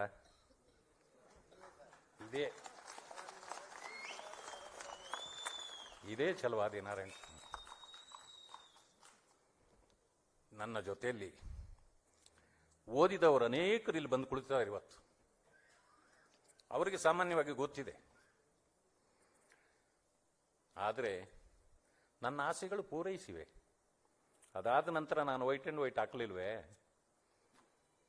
ಎಲ್ಲ ಆಯ್ತು. ಯಾರೋ ನಮ್ಮನ್ನು ಕೈ ಹಿಡಿಯತಕ್ಕಂಥವ್ರು, ಬಡವರಾದರೂ ಕೂಡ ಕೈ ಹಿಡಿಯತಕ್ಕಂಥ ಜನ ಸಮಾಜದಲ್ಲಿ ಇದ್ದಾರೆ. ಇದು ಆಯ್ತು. ಆದರೆ ಅಂತ ಒಬ್ಬ ಹುಡುಗ ಇವತ್ತು ನಿಮ್ಮ ಮುಂದೆ ಈ ಮಟ್ಟದಲ್ಲಿ ಬಂದು ನಿಂತಿದ್ದಾನೆ. ನನ್ನ ರಾಜಕೀಯ ಜೀವನ, ಆ ಪಯಣ ಬಹಳ ಕಠಿಣ ಮತ್ತು ದುರ್ಗಮ ರಸ್ತೆ ಆಗಿತ್ತು ಅದು ನನಗೆ. ಯಾಕೆ ಅಂತಂದ್ರೆ, ರಾಜಕೀಯ ಮಾಡ್ಬೇಕಂತಂದ್ರೆ ಒಂದು ಶಕ್ತಿ ಬೇಕು. ಆ ಶಕ್ತಿ ಏನಂತಂದ್ರೆ, ಹಣಬಲ ಇರಬೇಕು, ಇಲ್ಲ ಜನಬಲ ಇರಬೇಕು, ಇಲ್ಲ ಅಂತಂದ್ರೆ ಬಾಹುಬಲ ಇರಬೇಕು. ಈ ಯಾವ ಬಲಗಳು ನಮ್ಮಲ್ಲಿಲ್ಲ, ನನ್ನಲ್ಲೂ ಇಲ್ಲ. ಯಾಕೆ? ನನಗೆ ಹಣಬಲದ ಅದು ಮರ್ತು ಬಿಡತಕ್ಕಂಥ ವಿಷಯ. ಹಣಬಲ ಇಲ್ಲ, ಜನಬಲ. ನಾವು ಯಾರು ಅನ್ನೋದು ನನ್ನ ಜನರಿಗೆ ನಾನು ಪರಿಚಯ ಇಲ್ಲದೆ ಇದ್ರೆ ಯಾವ ಬಲ ಸಿಗುತ್ತೆ ನನಗೆ? ಜನ ಬಲ ಕೊಡ್ಬೇಕಲ್ಲ, ಇಲ್ಲ. ಬಾಹುಬಲ ಸಾಧ್ಯವೇ ಇಲ್ಲ. ನಾವು ಸ್ಥಳ ಸಮುದಾಯದವರು, ಯಾರನ್ನೂ ಬಾಹುಬಲದಿಂದ ನಾವು ಮೀರಿಸ್ಲಿಕ್ಕಾಗೋದಿಲ್ಲ. ಇಂಥ ಇದಿದ್ರೂ ಕೂಡ ನನ್ನ ಈ ಕಾಲೇಜಿನ ಇದನ್ನು ಮುಗಿಸ್ತಾ ನನಗೆ ಕೆಲವರ ಪರಿಚಯ ಆಯಿತು. ದಿವಂಗತ ಬಸವಲಿಂಗಪ್ಪನವರು, ಅವರನ್ನು ಮರ್ತೇ ಹೋಗ್ಬಿಟ್ಟಿದ್ದಾರಲ್ಲ. ಅವರನ್ನು ಆ ಕಾಲಕ್ಕೆ ದಲಿತ ಹುಲಿ ಅಂತ ಕರೀತಿದ್ರು. ಯಾಕಂದ್ರೆ ಗಟ್ಟಿ ಧ್ವನಿ ಮಾತಾಡ್ತಕ್ಕಂಥವ್ರು. ಎರಡನೇ ಇದು ನನಗೆ ಸಿಕ್ಕಿದ್ದು ದಿವಂಗತ ಬಂಗಾರಪ್ಪನವರು. ಅವರಿಬ್ಬರನ್ನು ನಾನು ಇವತ್ತು ನೆನ್ಕೊಳ್ತೇನೆ. ಬಸವಲಿಂಗಪ್ಪನವರ ಸಂಪರ್ಕ ಹೆಚ್ಚು ಸಿಗಲಿಲ್ಲ, ನಾವು ದೂರದಿಂದ ನಿಂತಿದ್ವಿ. ಅವರ ಶಿಷ್ಯರು ಹೊನ್ನೇಗೌಡ ಬಂದು ಇಲ್ಲಿ ಕುಳಿತಿದ್ದಾರೆ. ಆದರೆ ಬಂಗಾರಪ್ಪ ನನ್ನನ್ನು ಬಹಳ ಹತ್ತಿರಕ್ಕೆ ಕರ್ಕೊಂಡವರು. ನಮಗೆ ರಾಜಕಾರಣದಲ್ಲಿ ಕೈ ಹಿಡಿದು ನಡೆಸಿದವರು ಅಂತಂತಂದ್ರೆ ಅವರೇ. ಅವರಿಬ್ಬರು ಕೂಡ ಕಾಂಗ್ರೆಸ್ನಲ್ಲಿದ್ರು. ಸಹಜ ಆಯ್ಕೆ ನಂದು ಕಾಂಗ್ರೆಸ್ ಆಗೋಯ್ತು. ಯಾಕಂದ್ರೆ ನಾನು ಅವರನ್ನು ಫಾಲೋ ಮಾಡಿದ್ದೆ. 40 ವರ್ಷಗಳ ಕಾಲ ಯಾರೋ ಹೇಳಿದ್ರು ಆಗ್ಲೇ, ಜೀತ ಮಾಡೋದಕ್ಕಿಂತ ಹೆಚ್ಚಿಗೆ ಮಾಡಿದೆ. ಯಾಕಂತಂದ್ರೆ ನನ್ನ ಜನ ಹೆಚ್ಚು ಕಡಿಮೆ ಜೀವನದಲ್ಲಿ ಜೀತ ಮಾಡಿದವರೇ ನಾವು. ನಾವಲ್ಲ, ನಮ್ಮ ಪಿತೃಗಳು. ಆದರೆ ಜೀತದಿಂದ ಮುಕ್ತಿ ಆಗ್ತಾ ಬಂದು ಇವತ್ತು ಬೆಳೆದು ಯಾರಿಗಿಂತ ಕಡಿಮೆ ಇಲ್ಲ, ಯಾವ ಜಾತಿಗಳಿಗಿಂತ ಕಡಿಮೆ ಇಲ್ಲ ಅಂತಕ್ಕಂಥದ್ದನ್ನು ನೀವೆಲ್ಲರೂ ಇವತ್ತು ತೋರಿಸ್ಕೊಟ್ಟಿದ್ದೀರಿ. ಹೀಗೆ ನನ್ನ ಜೀವನ ಪ್ರಾರಂಭ ಆಯಿತು. ಪ್ರಾರಂಭ ಆಗಿದ್ದು 40 ವರ್ಷಗಳ ಕಾಲ ಇದ್ರೂ ಕೂಡ ನನಗೆ ಹಸಿವೆ ಆಗ್ತಾ ಇದೆ. ಹೊಟ್ಟೆಗೆ ಅನ್ನ ಕೊಡಿ ಅಂತಂದ್ರೆ ನಮಗೆ ಆಗ್ತಿದ್ದದ್ದು ಬರೀ ಚಾಕ್ಲೇಟ್ ಅಷ್ಟೇ. ಆದರೆ ನಮ್ಮ ಗುರಿ ಬೇರೆ ಇತ್ತಲ್ಲ, ಗುರಿ ತಲುಪಲೇಬೇಕಾಗಿತ್ತು. ಆದರೆ ಆಗಲಿಲ್ಲ. ಆದ್ದರಿಂದಾಗಿ ನನ್ನದೇ ಆದ ತೀರ್ಮಾನಗಳನ್ನು ನಾನು ಕೈಗೊಳ್ಳಬೇಕಾಯಿತು. ಇಷ್ಟು ಮಾಡಿದ್ರು ರಾಜಕಾರಣದಲ್ಲಿ ಸಾಮಾಜಿಕ ಹೋರಾಟ ನನ್ನ ಜೀವನದ ಅವಿಭಾಜ್ಯ ಅಂಗ. ಯಾಕೆ ಅಂತಂದ್ರೆ ಎಲ್ಲಿ ಯಾರು ತೊಂದರೆಗೆ ಬರ್ತಾರೆ, ಯಾಕಂತ ತೊಂದರೆಗೆ ಬರೋರು ಯಾರು ಮೇಲ್ಜಾತಿಯವರಲ್ಲ, ತಳ ಸಮುದಾಯಗಳೇ. ಹಾಗಾಗಿ ಎಲ್ಲರೂ ಕೂಡ ಸಂಕಷ್ಟಕ್ಕೆ ಬಂದಾಗ ನಾನು ಅವರ ಜೊತೆ ಸೇರಬೇಕು, ಅವರ ಕಷ್ಟದಲ್ಲಿ ಭಾಗಿಯಾಗಬೇಕು, ಕೈಲಾದ ಸಹಾಯ ಸೇವೆ ಮಾಡಬೇಕು ಅನ್ನೋದು ನನ್ನ ಉದ್ದೇಶ ಆಗಿತ್ತು. ಆ ಹೋರಾಟದ ಜೀವನದಲ್ಲಿ ನಾನು ಪಡ್ಕೊಂಡಿದ್ದೇನು ಅಂತಂತಂದ್ರೆ, ನಾನು ಕೇವಲ ನಾರಾಯಣ ಸ್ವಾಮಿ, ತಿಮ್ಮಯ್ಯ ನಾರಾಯಣ ಸ್ವಾಮಿ ಆಗಿದ್ದೆ. ನಾನು ಅಲ್ಲಿ ಪಡ್ಕೊಂಡಿದ್ದು ಛಲವಾದಿ ಅನ್ನೋದನ್ನ. ಯಾಕೆ ನನಗೆ ಛಲವಾದಿ ಅಂತ ಹೆಸರು ಬಂತು ಅಂತ, ಅದೇನು ನಾನು ಹುಟ್ಟಿದ ತಕ್ಷಣ ಬಂದಿದ್ದಲ್ಲ, ಅದು ಮಧ್ಯದಲ್ಲೇ ಬಂದಿದ್ದು. ಹೋರಾಟಗಾರನನ್ನ ಛಲವಾದಿ ಅಂತ ಕರೀತಾರೆ. ಆದ್ರೆ ಅಕಸ್ಮಾತ್ ಆಗಿ ಇಲ್ಲಿ ಇನ್ನೊಂದು ಇದು ವಿಷಯ ಇದೆ. ಚೆಲುವಾದಿ ಅಂತೇಳಿ ಒಂದು ಜಾತಿನೂ ಇದೆ, ಅದು ನಮ್ಮದೇ. ಅದು ಚೆಲುವಾದಿ. ಛಲವಾದಿ ನಾಗಿದೇವ ಸ್ವಾಮೀಜಿಗಳು ಬಂದು ಕುಳಿತಿದ್ದಾರೆ. ನಾನು ಛಲವಾದಿ ಆದ್ಮೇಲೆ ಅವರು ಛಲವಾದಿ ಆಗಿದ್ರು. ಇಲ್ಲಾಂದ್ರೆ ಅವರು ಚೆಲುವಾದಿ. ಈಗ ಅವರು ಛಲವಾದಿ. ಚೆಲುವ ಅನ್ನೋದು ನಮ್ಮ ಜಾತಿಯಲ್ಲಿ ಯಾರನ್ನು ಕಂಡು ಚೆಲುವ ಅನ್ಬೇಕು ನಾವು? ಈ ಮುಖಗಳನ್ನು ನೋಡಿ ಯಾರು ನಮ್ಮನ್ನು ಚೆಲುವ ಅಂತಾರೆ? ಅದಕ್ಕೆ ಒಂದು ರೂಪ ಕೊಡಬೇಕಾಗಿತ್ತು. ನಾನೇನು ಮಾಡಿದೆ, ನೀವೆಲ್ಲ ನೋಡಿ, ಗೌಡರನ್ನ ನಾವೆಲ್ಲ ತಳ ಸಮುದಾಯದವರು ಬಹಳ ಗೌರವದಿಂದ ಕಾಣಬೇಕು ನಾವು. ಬ್ರಾಹ್ಮಣರನ್ನ ಗೌರವದಿಂದ ಕಾಣಬೇಕು, ಲಿಂಗಾಯತರನ್ನ ಗೌರವದಿಂದ ಕಾಣಬೇಕು. ಆದ್ರೆ ಇಲ್ಲಂತೂ ಯೋಚನೆ ಮಾಡಿ, ಏನ್ರಿ ಗೌಡ್ರೆ ಚೆನ್ನಾಗಿದ್ದೀರಾ ಅಂತಂದ್ರೆ ಬಹಳ ಖುಷಿ ಪಡ್ತಾರೆ ಅವರು. ಅದನ್ನು ಕರೆದಿದ್ದಾರೋ ತಳ ಸಮುದಾಯವ. ಏನ್ರಿ ಶೆಟ್ರೆ ಅಂದ್ರೆ ಖುಷಿ ಪಡ್ತಾರೆ. ಬಟ್ ಅದು ಯಾರೋ ಜಾತಿ, ಅದು ಏನ್ರಿ ಪಾಟೀಲ್ರೆ ಅಂದ್ರೆ ಅವರು ಖುಷಿ ಪಡ್ತಾರೆ.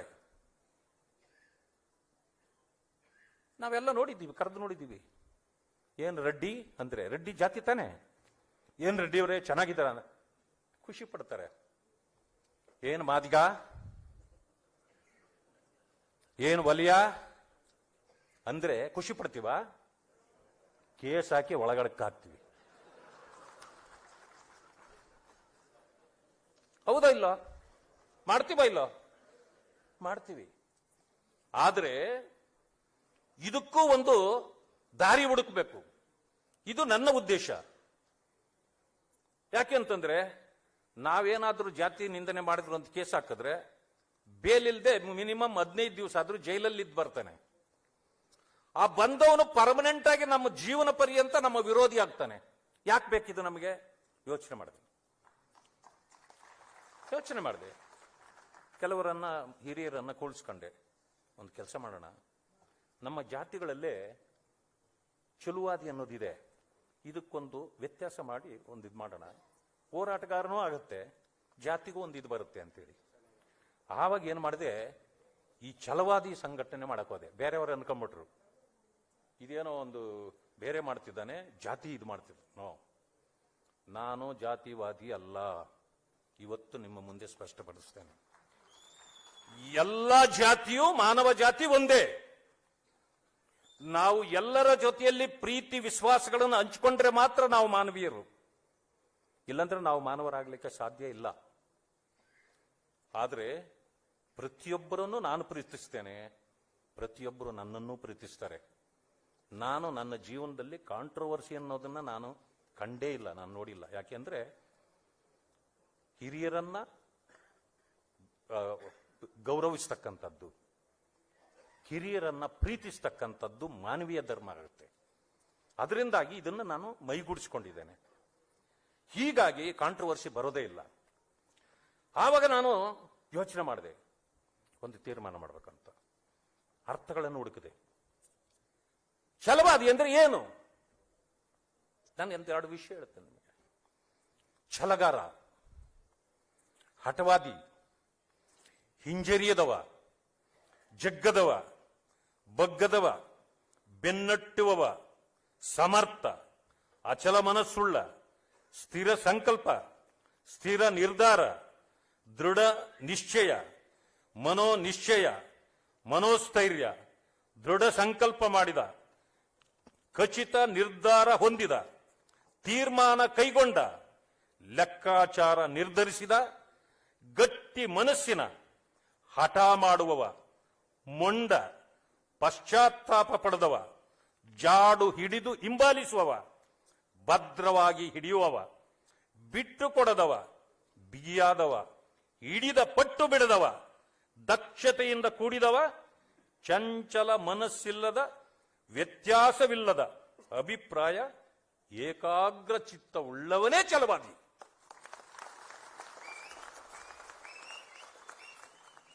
ಇದರಲ್ಲೇನಾದರೂ ಈ ಅರ್ಥಗಳಲ್ಲಿ ನೀವು ಈ ಅರ್ಥಕ್ಕೆ ಸೂಕ್ತವಾಗಿ ಯಾರೇ ಇದ್ರೂ ಕೂಡ ಇದು ಜಾತಿ ಅಲ್ಲ, ಇದು ಹೋರಾಟದ ಒಂದು ಸಂಕೇತ.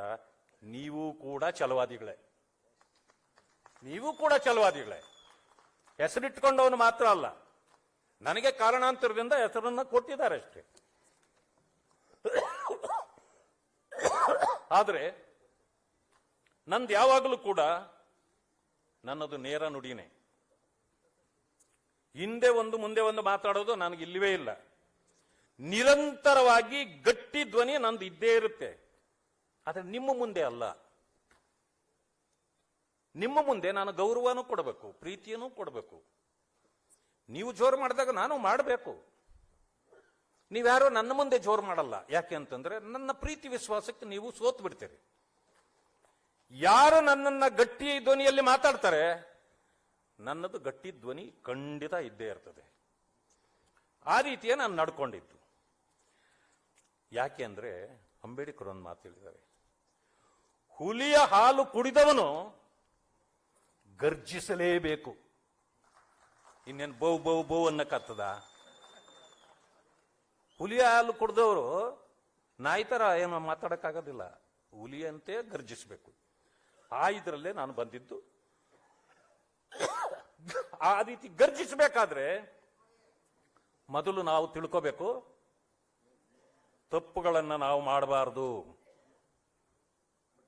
ಸ್ಕ್ಯಾಂಡ್ಲ್ಗಳೆಲ್ಲ ಸಿಕ್ಕಾಕೊಂಡ್ಬಿಟ್ಟು ನೀವು ಗರ್ಜಿಸಾಕ್ ಹೋದ್ರೆ ಏನ್ ಮಾಡ್ತಾರೆ ಹೇಳಿ? ಎತ್ಕೊಂಡೋಗಿ ಒಳಗೆ ಹಾಕ್ಬಿಡ್ತಾರೆ. ನನ್ನನ್ಯಾರು ಒಳಗಾಕಕ್ಕಾಗಲ್ಲ. It is like a white paper. ನನ್ನ ಜೀವನ ಈಗಲೂ ವೈಟ್ ಪೇಪರೇ. ಇತ್ತೀಚೆಗೆ ನೀವು ನೋಡಿರ್ಬೇಕು, ಯಾರೋ ಒಂದು ಸ್ಟೇಟ್ಮೆಂಟ್ ಕೊಟ್ಬಿಟ್ರು ನನ್ನ ಮೇಲೆ, ನಾರಾಯಣ ಸ್ವಾಮಿ ದಮ್ ಬಿರಿಯಾನಿ ಮಾಡಿಬಿಟ್ಟವನ ಎಲ್ಲೋ ಅಂತ. ಇಮ್ಮಿಡಿಯೇಟ್ಲಿ ಇಟ್ಟೆ ನಾನು. ದಮ್ ಇರೋರು ದಮ್ ಬಿರಿಯಾನಿ ಮಾಡ್ತಾರೆ, ಕಂಪ್ಲೇಂಟ್ ಮಾಡೋರು ಏನ್ ಮಾಡ್ತಾರೆ ಹೇಳಿದ್ರೆ ಹಾಗೆ. ನನ್ನಲ್ಲಿ ನಿಷ್ಕಲ್ಮಶ. ನಾನು ಜನರ ವ್ಯಕ್ತಿಯೇ ಹೊರತು ನಾನು ಸ್ವಾರ್ಥದ ವ್ಯಕ್ತಿ ಅಲ್ಲ. ಜನರಿಗಾಗಿ ನಾನು ಬದುಕ್ತಾ ಇದ್ದೇನೆ. ಇಲ್ಲ ಅಂತಂದ್ರೆ ನನ್ನ ಮೇಲೇನೂ ಬೇಕಾದಷ್ಟು ಕೇಸುಗಳು ಇರಬಹುದಾಗಿತ್ತು. ಆದ್ರಿಂದ ನಾನು ಗಟ್ಟಿ ಧ್ವನಿಯಲ್ಲೇ ಮಾತಾಡ್ತೇನೆ. ಯಾಕೆಂದ್ರೆ ನನ್ನಲ್ಲಿ ಕಲ್ಮಶಗಳಿಲ್ಲ, ಆಗ್ಲೇ ಅದು ಬರ್ತಕ್ಕಂಥದ್ದು. ಕೆಮ್ಮು ಜ್ವರ ಎಲ್ಲ ಇದೆ, ಇದ್ರೂ ಕೂಡ ಅದೆಲ್ಲ ಮರ್ತು ಬಿಟ್ಟಿದ್ದೀನಿ, ನೀವು ಮರೆಸಿಬಿಟ್ಟಿದ್ದೀರಿ ನನಗೆ. ಆದ್ರೆ ನಾನು 40 ವರ್ಷಗಳ ಕಾಲ ಕಾಂಗ್ರೆಸ್ನಲ್ಲಿದ್ದೆ ಅಂತ ಹೇಳಿದೆ ನಿಮಗೆ. 3 ಸಾರಿ ಟಿಕೆಟ್ ತಪ್ಪಿತು ಅಂತೇಳಿ ನನ್ನ ಸ್ನೇಹಿತರು ಯಾರೋ ಹೇಳಿದ್ರು. ಇಲ್ಲ, 7 ಸಾರಿ ಟಿಕೆಟ್ ನನಗೆ ಕೊಟ್ಟಿಲ್ಲ. 83, 84ರಿಂದ ಹಿಡಿದು ನನಗೆ ಟಿಕೆಟ್ ಕೊಟ್ಟಿಲ್ಲ. 78, 79ರಲ್ಲಿ ಬಂದೆ. ಇಲ್ಲಿವರೆಗೆ 46 ವರ್ಷಗಳ ಕಾಲ ನಾನು ರಾಜಕೀಯ ಜೀವನದಲ್ಲಿ ಇದ್ದೇನೆ. I am A full time political worker. ಆದರೆ ಒಂದನ್ನು ನಾನು ಹೇಳ್ಕೊಳ್ಬೇಕು. ಇಲ್ಲಿರ್ತಕ್ಕಂಥ ಅನೇಕರು ಎಳೆ ಹುಡುಗರು ಬಿಟ್ರೆ, ಯುವಕರು ಇನ್ನೂ ಮದುವೆ ಆಗದೆ ಇರೋರು ಬಿಟ್ರೆ, ಸಾಮಾನ್ಯವಾಗಿ 50 ವರ್ಷ ಹಿಂದಕ್ಕೆ ಹೋಗಿ ಯೋಚನೆ ಮಾಡಿ, ನಮ್ಮ ಮನೆಯಲ್ಲಿ ಒಂದು ಹೆಣ್ಣು ನೋಡ್ತಿದ್ರು, ನಮಗೆ ಮದುವೆ ಮಾಡ್ತಿದ್ರು. ಇತ್ತೀಚೆಗೆ ಆಗಿಲ್ಲ. ಇವರೇ ಮೊದಲೇ ನೋಡಿ ಹುಡುಗರು ಮದುವೆ ಮಾಡ್ಕೊಳ್ತಾರೆ, ಪ್ರೀತಿ ಮಾಡ್ತಾರೆ, ಅದಾದ್ಮೇಲೆ ಮದುವೆ ಮಾಡ್ಕೊಳ್ತಾರೆ. ಕೆಲವರು ಮದುವೆ ಮಾಡ್ಕೊಳ್ತಾರೆ, ಆಮೇಲೆ ಪ್ರೀತಿ ಮಾಡ್ತಾರೆ. ಹೌದಲ್ಲ? ನಾನು ಕೂಡ ಹಾಗೆ ಕಾಂಗ್ರೆಸ್ ಅಲ್ಲಿದ್ದೆ. 7 ಸಾರಿ ಟಿಕೆಟ್ ಕೊಡಲಿಲ್ಲ. ನಾನೊಂದು ಸದುದ್ದೇಶಕ್ಕೆ ಬಂದಿದ್ದೇನೆ. ನಾನಿಲ್ಲಿ ಒಂದೇ ಒಂದು ಸಾರಿ ಅರ್ಜಿ ಹಾಕಿಲ್ಲ ಕೆಲಸಕ್ಕೆ ಹೋಗ್ಬೇಕು ಅಂತ. ಯಾಕೆಂದ್ರೆ ನನ್ನ ದೃಢ ಸಂಕಲ್ಪ ಇತ್ತು, ನಾನು ಜನಸೇವೆ ಮಾಡಬೇಕು. ಹೇಗೆ ಬಸವಲಿಂಗಪ್ಪನವರು, ಬಂಗಾರಪ್ಪನವರು, ಇನ್ನೂ ಅನೇಕರು ಹೆಸರು ತಗೊಳ್ಳಲ್ಲ, ಸಮಯ ಆಗ್ಬಿಡುತ್ತದೆ. ಅವರ ರೀತಿ ನಾನು ಸಮಾಜಕ್ಕೆ ಸೇವೆ ಮಾಡಬೇಕು. ನನ್ನ ಸಮುದಾಯ ಬಹಳ ತಳ ಸಮುದಾಯ, ಕಷ್ಟದಲ್ಲಿ ಬದುಕ್ತಾ ಇರತಕ್ಕಂಥವ್ರು, ಅವರಿಗೆ ನಾನು ಕೂಡ ಒಂದು ರೀತಿಯ ಆಶ್ರಯ ಆಗಬೇಕು ಅನ್ನೋ ತೀರ್ಮಾನ ಆಗಿತ್ತು. ಅದಕ್ಕೆ ನಾನು ಏನ್ ಮಾಡಿದೆ, ರಾಜಕಾರಣವನ್ನು ಆಯ್ಕೆ ಮಾಡ್ಕೊಂಡೆ. ನಾನು ಬಂದೆ. ಆದರೆ ನನ್ನ ಉದ್ದೇಶ ಆಗಲಿಲ್ಲ. ಇಡೀ ಜೀವನ 40 ವರ್ಷ ಒಂದು ಪಕ್ಷಕ್ಕೆ ನಾವು ನಮ್ಮನ್ನು ಕೊಟ್ಟಾಗ ಇಡೀ ಜೀವನ ಹೋಯ್ತು, ಅಲ್ಲಿಗೆ ಸಾರ್ಥಕವಾಗಲಿಲ್ಲ. ನಾನೇನ್ ಮಾಡಿದೆ, ನನಗೂ ತಾಳ್ಮೆಯ ಕಟ್ಟೆ ಒಡೆದೋಯ್ತು. ತೀರ್ಮಾನ ತಗೊಂಡೆ, ಎಲ್ಲಿ ಹೋಗೋದಪ್ಪ ಯೋಚನೆ ಮಾಡ್ತಿದ್ದೆ. ಮಾಡುವಾಗ ಬಿಜೆಪಿಯನ್ನ ಎಷ್ಟೋ ಸಾರಿ ನೀವು ಬೈತಿರಲ್ಲ, ಅಥವಾ ಈಗ ಬೈತಿಲ್ವೇನೋ ಗೊತ್ತಿಲ್ಲ ನನಗೆ, ಹಂಗೆ ನಾನು ಬೈದಿದ್ದೆ. ಈಗ ಹೇಳಿದ್ರಲ್ಲ, ಅಲ್ಲಿ ಗರ್ಭಗುಡಿ ಇದೆ, ಅದು ಬ್ರಾಹ್ಮಣರ ಪಕ್ಷ, ಅಲ್ಲಿ ನಿಮ್ಮ ಬೇಳೆ ಬೇಯೋದಿಲ್ಲ, ನಿಮಗೆ ಅಧಿಕಾರಿಗಳು ಸಿಗೋದೇ ಇಲ್ಲ ಅಂತೆಲ್ಲ ನಾನು ಕೇಳಿದ್ದೆ. ಯಾಕೆ ನಾನು ಹೇಳಿದ್ದೆ. ಅದಾದ್ಮೇಲೆ ಪಕ್ಷ ಬಿಡೋದು ತೀರ್ಮಾನ ಆಯ್ತು. ಒಂದು ರಾತ್ರಿ ಬೆಳಗ್ಗೆ ಕೆಲವು ಸ್ನೇಹಿತರುಗಳನ್ನು ಕರೆದು ಕೇಳಿದೆ, ಇಲ್ಲ ನಿಮ್ಮ ತೀರ್ಮಾನ ಸರಿ ಇದೆ, ನೀವು ಹೋಗಿ ಅಂದ್ರು. ಹೋಗುವಾಗ ನಾನು ಪ್ರೀತಿಯಿಂದ ಹೋಗ್ಲೇ ಇಲ್ಲ. ಅದಕ್ಕೆ ನಾನು ಪ್ರೀತಿಸಿ ಮದುವೆ ಆಗೋದು, ಮದುವೆ ಆಗಿ ಪ್ರೀತಿಸೋ ವಿಷಯ ಹೇಳಿದೆ. ನಾನು ಪ್ರೀತಿಯಿಂದ ಬಿಜೆಪಿಗೆ ಬರಲಿಲ್ಲ, ಇದು ಸತ್ಯ. ನನಗೆ ಸಿಟ್ಟಿತ್ತು, ಕಾಂಗ್ರೆಸ್ ನನಗೆ ಅನ್ಯಾಯ ಮಾಡ್ತು ಅಂತ ಕೋಪ ಬಂತು, ಮುಖಂಡರುಗಳ ಮೇಲೆ ಕೋಪ ಬಂತು. ನಾನು ಯಾರ ಹೆಸರು ತಗೊಳ್ಳೋದಿಲ್ಲ. ಬಂದಿದ್ದಕ್ಕೆ ಇಲ್ಲ, ನನಗೆ ಸೂಕ್ತ ಪಕ್ಷ ಬಿಜೆಪಿ, ಅದು ಎಂಥದ್ದೇ ಇರಲಿ, ಹೋಗ್ಬಿಡೋಣ ಅಂತ ಹೋಗ್ಬಿಟ್ಟೆ. ಇವತ್ತು ನನಗೆ ಆಶೀರ್ವಾದ ಮಾಡ್ಬೇಕಂತೇಳಿ ಅನೇಕರು ಬಂದು ಇಲ್ಲಿ ಕುಳಿತಿದ್ದಾರೆ, ನನ್ನ ಸ್ನೇಹಿತರುಗಳು. ಇವತ್ತು ಬಂದಿದ್ದಾರೆ ಅವರು. ಇಲ್ಲಿವರೆಗೂ ಅವರು ದೂರ ನಿಂತು ಇವನೇನ್ ಮಾಡ್ತಾನೆ ನೋಡೋಣ ಅಂತ ನೋಡ್ತಾ ಇದ್ರು ಅವರು. ಯಾಕಂತಂದ್ರೆ ಬಿಜೆಪಿಗೆ ಅವ್ರಿಗೂ ಅಷ್ಟಕ್ಕಿಷ್ಟೇ ಇಲ್ಲ. ಅದಾದ್ಮೇಲೆ ನಾನು ಬಿಜೆಪಿಗೆ ಹೋಗ್ಬಿಟ್ಟೆ. ಮುಗ್ದದ ನಾರಾಯಣ ಸ್ವಾಮಿ ಛಲವಾದಿ ಅಂತ ಹೆಸರು ಇಟ್ಕೊಂಡವನೇ ಇನ್ಮೇಲೆ ತೆಗೆದಾಕ್ಬಿಡೋದು, ಎಲ್ಲ ವಾಟ್ಸಪ್ಗಳಲ್ಲಿ ಹಾಕಕ್ ಮಾಡಿದ್ರು. ಮುಗಿದೋದೆ ನೀವು. ಆ ಗರ್ಭಗುಡಿಯಲ್ಲಿ ನಿನ್ನನ್ನು ಸೇರಿಸ್ತಾರ? ಏನಪ್ಪ ಸಹಿಸ್ಕೊಂಡೆ. ಆದ್ರೆ ನಾನು ಕಾಂಗ್ರೆಸ್ ಅಲ್ಲಿರೋರಿಗೆ ಕೆಲವು ಕ್ವಾಲಿಟಿಗಳು ಬೇಕು. ಆ ಕ್ವಾಲಿಟಿ ನನ್ನ ಹತ್ರ ಇರಲಿಲ್ಲ, ಇಲ್ಲಾಂದ್ರೆ ಅಲ್ಲೂ ಸಕ್ಸಸ್ ಆಗಿಬಿಡ್ತಿದ್ದೆ ನಾನು. ಆ ಕ್ವಾಲಿಟಿಗಳು ನನ್ನಲ್ಲಿಲ್ಲ. ಅದಕ್ಕೆ ನಾನು ಬಂದ್ಬಿಟ್ಟೆ. ಬಂದ ಮೇಲೆ ಕೆಲಸನ ನಂಬಿದ್ದೆ ನಾನು ಇವತ್ತಿಗೂ ಕೂಡ ನನ್ನ ಶ್ರಮವನ್ನು ನಂಬತಕ್ಕಂಥವನು. ನನಗಿವತ್ತು ಈ ಪದವಿ ಕೊಟ್ಟಿದಾರಲ್ಲ, ಈ ಪದವಿ ಕೊಟ್ಟಿರೋದನ್ನ ನಾನು ಚೇಲಾಗಿರಿ ಮಾಡಿ ಪಡೆದಿದ್ದಲ್ಲ, ಯಾರು ಹಿಂಬಾಲಿಸಿ ಪಡೆದಿದ್ದಲ್ಲ. ಕಾಂಗ್ರೆಸ್ನಲ್ಲಿ ಹೇಳ್ತಾರಲ್ಲ ಯೋಗ ಬರಬೇಕು, ಯೋಗ ಯೋಗ. ಅಂಬೇಡ್ಕರ್ ಹೇಳಿದ್ದಾರೆ, ಯೋಗ ಹಣೆ ಬರಹಗಳನ್ನು ನಂಬಿ ಕುಳಿತರೆ ನೀವು, ನಿಮಗೆ ಊಟಕ್ಕೂ ಗತಿ ಇರೋದಿಲ್ಲ, ಹುಷಾರಂತ. ಹಂಗೆ ಕಾಯಕವನ್ನು ನಂಬಿದವರು ನಾವು. ಆದ್ರಿಂದ ನಾನು ಕೆಲಸ ಮಾಡಿ ಪಕ್ಷದಲ್ಲಿ ಗುರುತಿಸ್ಕೊಂಡೆ. ಮಾನ್ಯ ಅಧ್ಯಕ್ಷರು ಹೇಳಿದರು, ವಿಜೇಂದ್ರ ಅವರು, ನಡ್ಡಾ ಅವ್ರಿಗೆ ನಾನು ಮಾತಾಡಿದೆ, ಉಳಿದವ್ರಿಗೆಲ್ಲ ಮಾತಾಡಿದೆ, ಒಪ್ಪಿದ್ರು ಅಂತ. ನಾನು ಹೈಕಮಾಂಡಲ್ಲಿ ಹೋಗಿ ಯಾರಿಗೂ ನಮಸ್ಕಾರ ಹೊಡೆದಿಲ್ಲ. ನನಗೆ ಹೈಕಮಾಂಡಲ್ಲಿ ಗೊತ್ತಿರೋರು ಒಬ್ಬರೇ ಒಬ್ರು ಸಂತೋಷಿ ಅವರು. ಯಾಕೆ ಅಂತಂದ್ರೆ ಅವರು ನನಗೆ ಗೊತ್ತಿರ್ತಿರ್ಲಿಲ್ಲ. ಅವರು ನಮ್ಮ ಕರ್ನಾಟಕದವರು ಆಗಿದ್ರಿಂದ, ಅವ್ರ ಸಂಪರ್ಕದಲ್ಲಿ ನಾನು ಇದ್ದಿದ್ರಿಂದ ಅಷ್ಟೇ ಅವ್ರ ಪರಿಚಯ ನನಗೆ, ಇಲ್ಲಾಂದ್ರೆ ಅದು ಇರ್ತಿರ್ಲಿಲ್ಲ ನನಗೆ. ಆದ್ರೆ ಅವರು, ಮಾನ್ಯ ಅಧ್ಯಕ್ಷರು, ನಮ್ಮ ಕಾರಜೋಳ ಸಾಹೇಬರು, ಎಲ್ಲರೂ, ಅವರು ಕೂಡ ನನಗೆ ಮೊದಲೇ ಹೇಳಿದ್ರು ನೀವು ಸಾರಿ ಆಗ್ತೀರಿ ಅಂತ. ನಾನು ಒಬ್ಬರ ಹೆಸರು ತಗೊಳ್ಳಲ್ಲ, ಎಲ್ಲರೂ ಸೇರಿ ಭಾರತೀಯ ಜನತಾ ಪಕ್ಷದ ನಾಯಕತ್ವ ನನ್ನನ್ನ ಈ ಜಾಗಕ್ಕೆ ತಂದು ಇವತ್ತು ನಿಲ್ಲಿಸಿದೆ. ನಾನು ನಿಮ್ಗೆ ಹೇಳ್ತಕ್ಕಂಥದ್ದು, ದಲಿತರಿಗೆ ಜಾಗ ಇಲ್ಲ ಅಂತಂದ್ಮೇಲೆ ಏನ್ ಹೇಳಿದ್ರು ಸಂತೋಷಿ?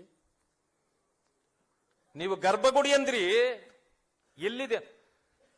ಗರ್ಭಗುಡಿಯಲ್ಲೇ ಬಂದು ಅವ್ರು ಕುಳಿತಿದ್ದಾರೆ ಅಂತ ನನಗೆ ಹೇಳಿದ್ರು ಈಗ.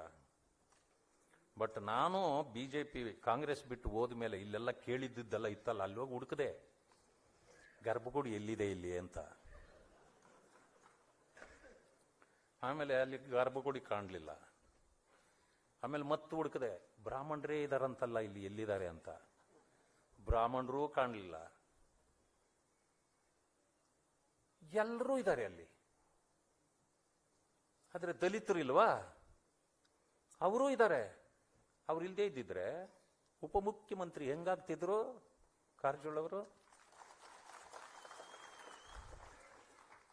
ನಾವು ಜೀತದಾಳಗಳಂತೆ ಜೀತ ಮಾಡ್ತಿದ್ವಲ್ಲ ಕಾಂಗ್ರೆಸ್ ಪಾರ್ಟಿ, 75-77 ವರ್ಷಗಳಿಂದ ಜೀತ ಮಾಡ್ತಿದ್ದೀವಿ ನಾವಲ್ಲಿ. ಕಣ್ಣಲ್ಲಿ ನೀರು ಹಾಕೊಂಡು ಬೇಡ್ಕೊಳ್ತಾರೆ ನಮ್ಮನ್ನು ಮುಖ್ಯಮಂತ್ರಿ ಮಾಡಿ, ಉಪಮುಖ್ಯಮಂತ್ರಿ ಮಾಡಿ. ಮಾಡಿದ್ರಾ? ಯಾವುದೋ ಒಂದು ಸಂದರ್ಭ ಬಂತು, ಪಕ್ಷ ಸೋಲುಂಡಾಯಿತು, ಕುಮಾರಸ್ವಾಮಿ ಅವರಿಗೆ ಅಧಿಕಾರ ಕೊಡಬೇಕಾಯ್ತು. ನಿಮಗೂ ಒಂದು ಅಧಿಕಾರ ಹಂಚ್ಕೊಳ್ಬೇಕಲ್ಲ. ಆ ಸಂದರ್ಭದಲ್ಲಿ ಅನಿವಾರ್ಯ ಕಾರಣದಿಂದಾಗಿ ಪರಮೇಶ್ವರನ್ನ ನೀವು ಮಾಡಿದ್ದು, ಇಲ್ಲಾಂದ್ರೆ ಮಾಡ್ತಿರ್ಲಿಲ್ಲ. ಮುಖ್ಯಮಂತ್ರಿ 2 ಸಾರಿ ಉಪಮುಖ್ಯಮಂತ್ರಿ ಆಗಿದ್ದ ಸಿದ್ದರಾಮಯ್ಯನವರು, ನಾನು ಬಂದು ಮುಖ್ಯಮಂತ್ರಿ ಆಗೋ ಸ್ಥಾನವನ್ನ ಕಿತ್ಕೊಂಡಿದ್ದೀನಿ ದಲಿತರಿಂದ, ಕೊನೆ ಪಕ್ಷ ಅವರು ಒಂದು ಉಪಮುಖ್ಯಮಂತ್ರಿ ಆಗಲಿ ಮಾಡಬಹುದಾಗಿತ್ತಲ್ಲ 5 ವರ್ಷದಲ್ಲಿ, ಯಾಕೆ ಮಾಡಲಿಲ್ಲ? ದಲಿತ ಪರವಾ ಕಾಂಗ್ರೆಸ್? ಹಾಗಾದ್ರೆ ಹೋಗ್ಲಿ, ದಲಿತರ ಪರವಾಗಿ ಹೋರಾಟ ಮಾಡತಕ್ಕಂಥ ನಮ್ಮ ಸಂಘಟನೆಗಳು, ನಾವು ಸೇರಿದಂತೆ ಪ್ರಶ್ನೆ ಯಾಕೆ ಮಾಡಲ್ಲ ನಾವು? ಇದನ್ನು ಯೋಚನೆ ಮಾಡಬೇಕಲ್ಲ. ಅದಾಗ್ಲಿಲ್ಲ. ಹೋರಾಟವೇ ಇಲ್ಲ ಬಿಜೆಪಿಯಲ್ಲಿ. ಮುಖ್ಯಮಂತ್ರಿ ಮಾಡಿ, ಉಪಮುಖ್ಯಮಂತ್ರಿ ಮಾಡಿ ಹೋರಾಟ ಮಾಡಿದ್ವಾ? ಬೀದಿಗಳಿದ್ವಾ? ಏನಿಲ್ಲ. 2ನೇ ಸಾರಿಗೆ ಅವಕಾಶ ಬಂತು, ಕಾರಜೋಳ ಅವರನ್ನ ಉಪಮುಖ್ಯಮಂತ್ರಿ ಮಾಡೇ ಬಿಟ್ರು ಪಕ್ಷ. ಇದು ಬದ್ಧತೆ ರೀ, ಇದು ಬದ್ಧತೆ. ಹಾಗೆ ಏನು ನಮ್ಮ ತಲೆಗಳಲ್ಲಿ ಹುಳ ಬಿಟ್ಟಿದಾರೋ, ಈಗೀಗ ಸಾಯ್ತಾ ಬರ್ತಾವೆ ಆ ಹುಳಗಳು. ಸ್ವಲ್ಪ ನೀವೆಲ್ಲ ಯೋಚನೆ ಮಾಡಿ ಇನ್ನಷ್ಟು ಸ್ವಲ್ಪ ಔಷಧಿ ತಗೊಂಡ್ರೆ ಆ ಹುಳುಗಳೆಲ್ಲ ಸತ್ತು ಹೋದ್ರೆ ಆವಾಗ ಅರ್ಥ ಆಗತ್ತೆ ಯಾವ ಪಕ್ಷ ಏನು ಅಂತಕ್ಕಂಥದ್ದು. ಇವತ್ತು ನಮ್ಮ ಮುಂದೆ ಇರತಕ್ಕಂಥದ್ದು ಹೇಳಿ, ಬ್ರಾಹ್ಮಣರ ಪಾರ್ಟಿ ಅಂತ ಹೇಳಿ, ಲಿಂಗಾಯತರ ಪಾರ್ಟಿ ಹೇಳಿ, ಎಲ್ಲರಿಗೂ ಅವಕಾಶ ಇದೆ. ಬಾಬಾ ಸಾಹೇಬ್ ಅಂಬೇಡ್ಕರ್ ಅವರು ಕೊಟ್ಟಿರ್ತಕ್ಕಂಥ ಮೀಸಲಾತಿಯನ್ನ ಬರೀ ಕಾಂಗ್ರೆಸ್ ಮಾತ್ರ ಕೊಡ್ತದ? ಎಲ್ಲ ಪಕ್ಷಗಳು ಕೊಡ್ತವೆ. ಎಲ್ಲ ಕಡೆಯಲ್ಲೂ ನಮ್ಮನ್ನ ನಾವು ತೊಡಗಿಸ್ಕೊಳ್ಬಹುದು. ಕಾಂಗ್ರೆಸ್ ಪಾರ್ಟಿ 2 ಕುಟುಂಬವನ್ನು ತೋರಿಸ್ಕೊಂಡೇ 75 ವರ್ಷ ನಿಮ್ಮನ್ನ ಜೀತಕ್ಕೆ ಇಟ್ಕೊಂಡಿದೆಯಲ್ಲ, ಇದಕ್ಕಿಂತ ಏನ್ ಬೇಕು? ನಮ್ಮಲ್ಲಿ ಯಾರು ಮಂತ್ರಿ ಆದ್ರೂ ಅವರೇ ಆಗ್ಬೇಕು, ಯಾರು MP ಆದ್ರೂ ಅವರೇ ಆಗ್ಬೇಕು, ಯಾರು MLA ಆದ್ರೂ ಅವರೇ ಆಗ್ಬೇಕು. ಏನ್ ಇಂಥ ಪರಿಸ್ಥಿತಿಗೆ ಇದ್ದಾಗ ಆ 2 ಕುಟುಂಬಗಳಿಗಾಗಿ ನಮ್ಮ ಜೀವನಗಳೆಲ್ಲ ನಾವು ಕಾಂಗ್ರೆಸ್ಗೆ ಜೀತಕ್ಕೆ ಇರ್ಬೇಕಾ? ನೋಡಿ, ಇವತ್ತಿನ ದಿವಸ ನಾನು ಏನ್ ಹೇಳಿದೆ, ನಾನು ರಾಜಕೀಯವಾಗಿ ಒಬ್ಬ ಅನಾಥ ಶಿಶು. ನಾನು ಯಾಕೆಂದ್ರೆ ನಮ್ಗೆ ಹಿಂದೆ ಇಲ್ಲ ಮುಂದೆ ಇಲ್ಲ, ಏನೂ ಇಲ್ಲದವನನ್ನ ಭಾರತೀಯ ಜನತಾ ಪಕ್ಷಕ್ಕೆ ನಾವು ಬಂದ ಮೇಲೆ ಯೋಗ್ಯತೆಯನ್ನ ಗುರುತಿಸಿ ನನ್ನನ್ನ ಆ ಸ್ಥಾನಕ್ಕೆ ತರಲಿಲ್ವೇ? ಈಗ ನಾವು ಅವರಿಗೆ ಕೃತಜ್ಞತೆ ಹೇಳಬೇಕೋ ಬೇಡವೋ? ಅವರು ಹುಡುಕ್ತಾ ಇರ್ತಾರೆ. ಯೋಗ್ಯ ವ್ಯಕ್ತಿಗೆ ಯೋಗ್ಯ ಸ್ಥಾನಮಾನ ಸಿಗಬೇಕು, ಯೋಗ್ಯ ಸ್ಥಾನಮಾನ ಸಿಗಬೇಕು. LLB ಮಾಡಿರೋನ್ ತಗೊಂಡೋಗಿ ಇಂಜಿನಿಯರ್ ಕೆಲಸ ಮಾಡೋ ಅಂದ್ರೆ ಆಗತ್ತಾ? ಇಂಜಿನಿಯರ್ ತಗೊಂಡೋಗಿ ಡಾಕ್ಟರ್ ಕೆಲಸ ಮಾಡುವ ಅಂದ್ರೆ ಆಗತ್ತಾ? ಡಾಕ್ಟರ್ನ ತಗೊಂಡೋಗಿ ಬ್ರಿಡ್ಜ್ ಕಟ್ಟು ಅಂದ್ರೆ ಆಗತ್ತಾ? ಆಗೋದಿಲ್ಲ. ಅದಕ್ಕೆ ವ್ಯಕ್ತಿಗಳು ಬೇಕು. ಅದಕ್ಕೆ ಆ ಸ್ಥಾನವನ್ನ ತುಂಬುವಂತವರನ್ನ ಅವರು ಹುಡುಕ್ತಾ ಇದ್ದಾರೆ. ಮಾನ್ಯ ಮೋದಿಜಿಯವರು ಈ ವರ್ಷದಲ್ಲಿ ಈ ದೇಶದಲ್ಲಿ ಹೊಸ ಮುಖಗಳನ್ನ 1 ಲಕ್ಷ ಯುವಕರನ್ನ ನಾವು ರಾಜಕೀಯಕ್ಕೆ ತರಬೇಕು ಅಂತೇಳಿ ಶಪಥ ಮಾಡಿದ್ದಾರೆ. ಅಲ್ಲಿ ಯಾಕೆ? ದೇಶ ಬದಲಾಗ್ತಾ ಇರ್ತದೆ, ಜನಾಂಗಗಳು ಬದಲಾಗ್ತಾ ಇರ್ತವೆ, ವ್ಯವಸ್ಥೆಗಳು ಬದಲಾಗ್ತಾ ಇರ್ತದೆ. ಅದಕ್ಕೆ ತಕ್ಕಾದ ವಿದ್ಯಾವಂತ ಈ ಪೀಳಿಗೆಗಳು ಬರಬೇಕು ಅನ್ನೋದು. ಹಾಗೆ ಈಗ ನನ್ನ ಸರದಿ ಬಂದಿದೆ ಕರ್ನಾಟಕದಲ್ಲಿ. ನನ್ನ ಸಮುದಾಯಗಳು ತಳ ಸಮುದಾಯಗಳು, ಪರಿಶಿಷ್ಟ ಜಾತಿ ವರ್ಗಗಳಲ್ಲಿ ನಾನು ಕೂಡ ಕನಿಷ್ಠ ಒಂದೊಂದು ಕ್ಷೇತ್ರದಲ್ಲಿ 2, 3, 4 ಯುವಕರನ್ನ ಪತ್ತೆ ಹಚ್ಚುವ ಕೆಲಸ ನಾನು ಮಾಡಿದ್ದೇನೆ. ಯಾಕೆಂದ್ರೆ ನನಗೆ ಅವಕಾಶ ಕೊಟ್ಟಿದ್ದಾರೆ ಅಂತೇಳಿ ಆ ಸ್ಥಾನದಲ್ಲಿ ಕುತ್ಕೊಳ್ಳೋದಲ್ಲ, ನಾನು ಕೂಡ ಹುಡುಕಿ ಅಂತ ವ್ಯಕ್ತಿಗಳನ್ನ, ನನ್ನ ಜನಾಂಗಗಳನ್ನ, ಪರಿಶಿಷ್ಟ ಜಾತಿ ವರ್ಗಗಳನ್ನ ತಂದು ನಾವಾದ್ಮೇಲೆ ಅವರನ್ನು ಕೂಡ ಕುಳಿಸ್ಬೇಕು. ಈ ತರ ಇಲ್ಲಾಂದ್ರೆ ಪ್ರಯೋಜನ ಏನು? ಇವತ್ತು ನಮ್ಮ ಮುಂದೆನೆ ಹೇಳ್ತಾರೆ, ಓಹ್ 50 ವರ್ಷ ರಾಜಕಾರಣ ಅಂತೆ, ಮಂತ್ರಿ ಆಗಿದ್ರು, ಏನೆಲ್ಲ ಆಗಿದ್ರು, ಎಷ್ಟು ಜನ ಬೆಳೆಸ್ಬಿಟ್ಟವ್ರಪ್ಪ ಅವರು. ನಮ್ಮ ಮುಂದೆ ಕೇಳ್ತಾರೆ. ಇದು ಕೇಳಿಸ್ಕೊಂಡ ಮೇಲೆ ಆದ್ರೂ ನನಗೆ ಮಾನ ಮರ್ಯಾದೆ ಇರ್ಬೇಕೋ ಬೇಡ? ಆ ಕಾರಣಕ್ಕೆ ಭಾರತೀಯ ಜನತಾ ಪಕ್ಷದಲ್ಲಿ ಅಂತಹ ಅವಕಾಶಗಳಿದೆ. ನೀವಿಷ್ಟೆಲ್ಲ ಹೇಳ್ತೀರಿ, ಬ್ರಾಹ್ಮಣರ ಪಾರ್ಟಿ, ಲಿಂಗಾಯತರ ಪಾರ್ಟಿ, ಆ ಪಾರ್ಟಿ ಈ ಪಾರ್ಟಿ. ಬೇಡಪ್ಪ, ತೀರ್ಮಾನ ಮಾಡಿ. ನೀವೆಲ್ಲ ಬುದ್ಧಿವಂತರು. ನೋಡಿ, ಈ ಪಾರ್ಟಿಯನ್ನು ಒಂದು ಹೇಳ್ತೀನಿ, ಮುಸಲ್ಮಾನರು ವಿರೋಧ ಮಾಡಿದ್ದಾರೆ ಈ ಪಾರ್ಟಿನ, ದಲಿತರೆಲ್ಲ ವಿರೋಧ ಮಾಡಿದ್ದೀವಿ, ಹಿಂದುಳಿದವರೆಲ್ಲ ವಿರೋಧ ಮಾಡಿದ್ದೀವ ಇಲ್ಲ? ಆದ್ರೆ ಅಧಿಕಾರಕ್ಕೆ ಬಂದಿಲ್ವಾ ಬಿಜೆಪಿ? ದೇಶ ಆಳ್ತಾ ಇಲ್ವಾ? ನಿಮ್ಮ ವಿರೋಧಕ್ಕೇನ್ ಬೆಲೆ ಇದೆ? ಮತ್ತೆ ನೀವು ವಿರೋಧ ಮಾಡಿದ್ದಿದ್ರೆ ಬಿಜೆಪಿ ತಲೆ ಎತ್ತಬಾರ್ದಾಗಿತ್ತು. ಆದ್ರೆ ನಿಮ್ಮ ವಿರೋಧವನ್ನ ಮೀರಿ ಒಂದು ಪಕ್ಷ ದೇಶ ಆಳ್ತಾ ಇದೆ ಅಂತಂದ್ರೆ ನಿಮ್ಮ ವಿರೋಧಕ್ಕೆ ಬೆಲೆ ಇಲ್ಲ. ಇದನ್ನ ಅರ್ಥ ಮಾಡ್ಕೊಳ್ಳಿ. ನಾವು ಕೂಡ ಅಧಿಕಾರದ ಜೊತೆಯಲ್ಲಿ ಬೆಳೀಬೇಕು, ಉಳಿಬೇಕು ಅನ್ನೋದನ್ನ ನೀವು ತೀರ್ಮಾನ ಮಾಡಿ. ಬಿಜೆಪಿಯನ್ನ ಅವ್ರು ಯಾರು ಬೇಕನ್ ಬೇಕಾದ್ರೆ ಬಿಜೆಪಿಯನ್ನ ನಾವೆಲ್ಲ ಸೇರಿ ತೀರ್ಮಾನ ಮಾಡೋಣ. ಈ ಬಿಜೆಪಿಯನ್ನ ಇದು ಕೂಡ ದಲಿತರ ಪಾರ್ಟಿ ಅಂತ ತೋರಿಸ್ಕೊಡೋಣ. ನೀವು ತೀರ್ಮಾನ ಮಾಡಬೇಕು. ಬನ್ನಿ ನಮ್ಮ ಜೊತೆಯಲ್ಲಿ, ಎಲ್ಲ ಬರ್ರಿ, ಇದನ್ನು ಕೂಡ ಕಟ್ಟೋಣ. ಸಾಮಾಜಿಕ ನ್ಯಾಯ ಒಬ್ಬರದೇ ಅಲ್ಲ. ನಾನು ಹೇಳಿದೆ, ನನ್ನ ಯೋಗ್ಯತೆ ಮೇಲೆ ಮುಖಂಡರುಗಳು ನನ್ನನ್ನು ಆಯ್ಕೆ ಮಾಡಿದ್ದಾರೆ. ಆದ್ರೆ ಯೋಗ್ಯತೆ ಇರೋರು ಇನ್ಯಾರು ಇರ್ಲಿಲ್ವಾ ನಿಮ್ಮ ಜೊತೆಯಲ್ಲಿ ಅಂತ ನೀವು ಅನ್ಸ್ಬಹುದು. ನಿಮಗೆ ಬಹಳ ಜನ ಇದ್ರು ಕೂಡ ಛಲವಾದಿ ನಾರಾಯಣ ಸ್ವಾಮಿನ ಯಾಕೆ ಆಯ್ಕೆ ಮಾಡಿದ್ರು? ಅದಕ್ಕೆ ಅಧ್ಯಕ್ಷರು ಉತ್ತರ ಕೊಟ್ಟರು.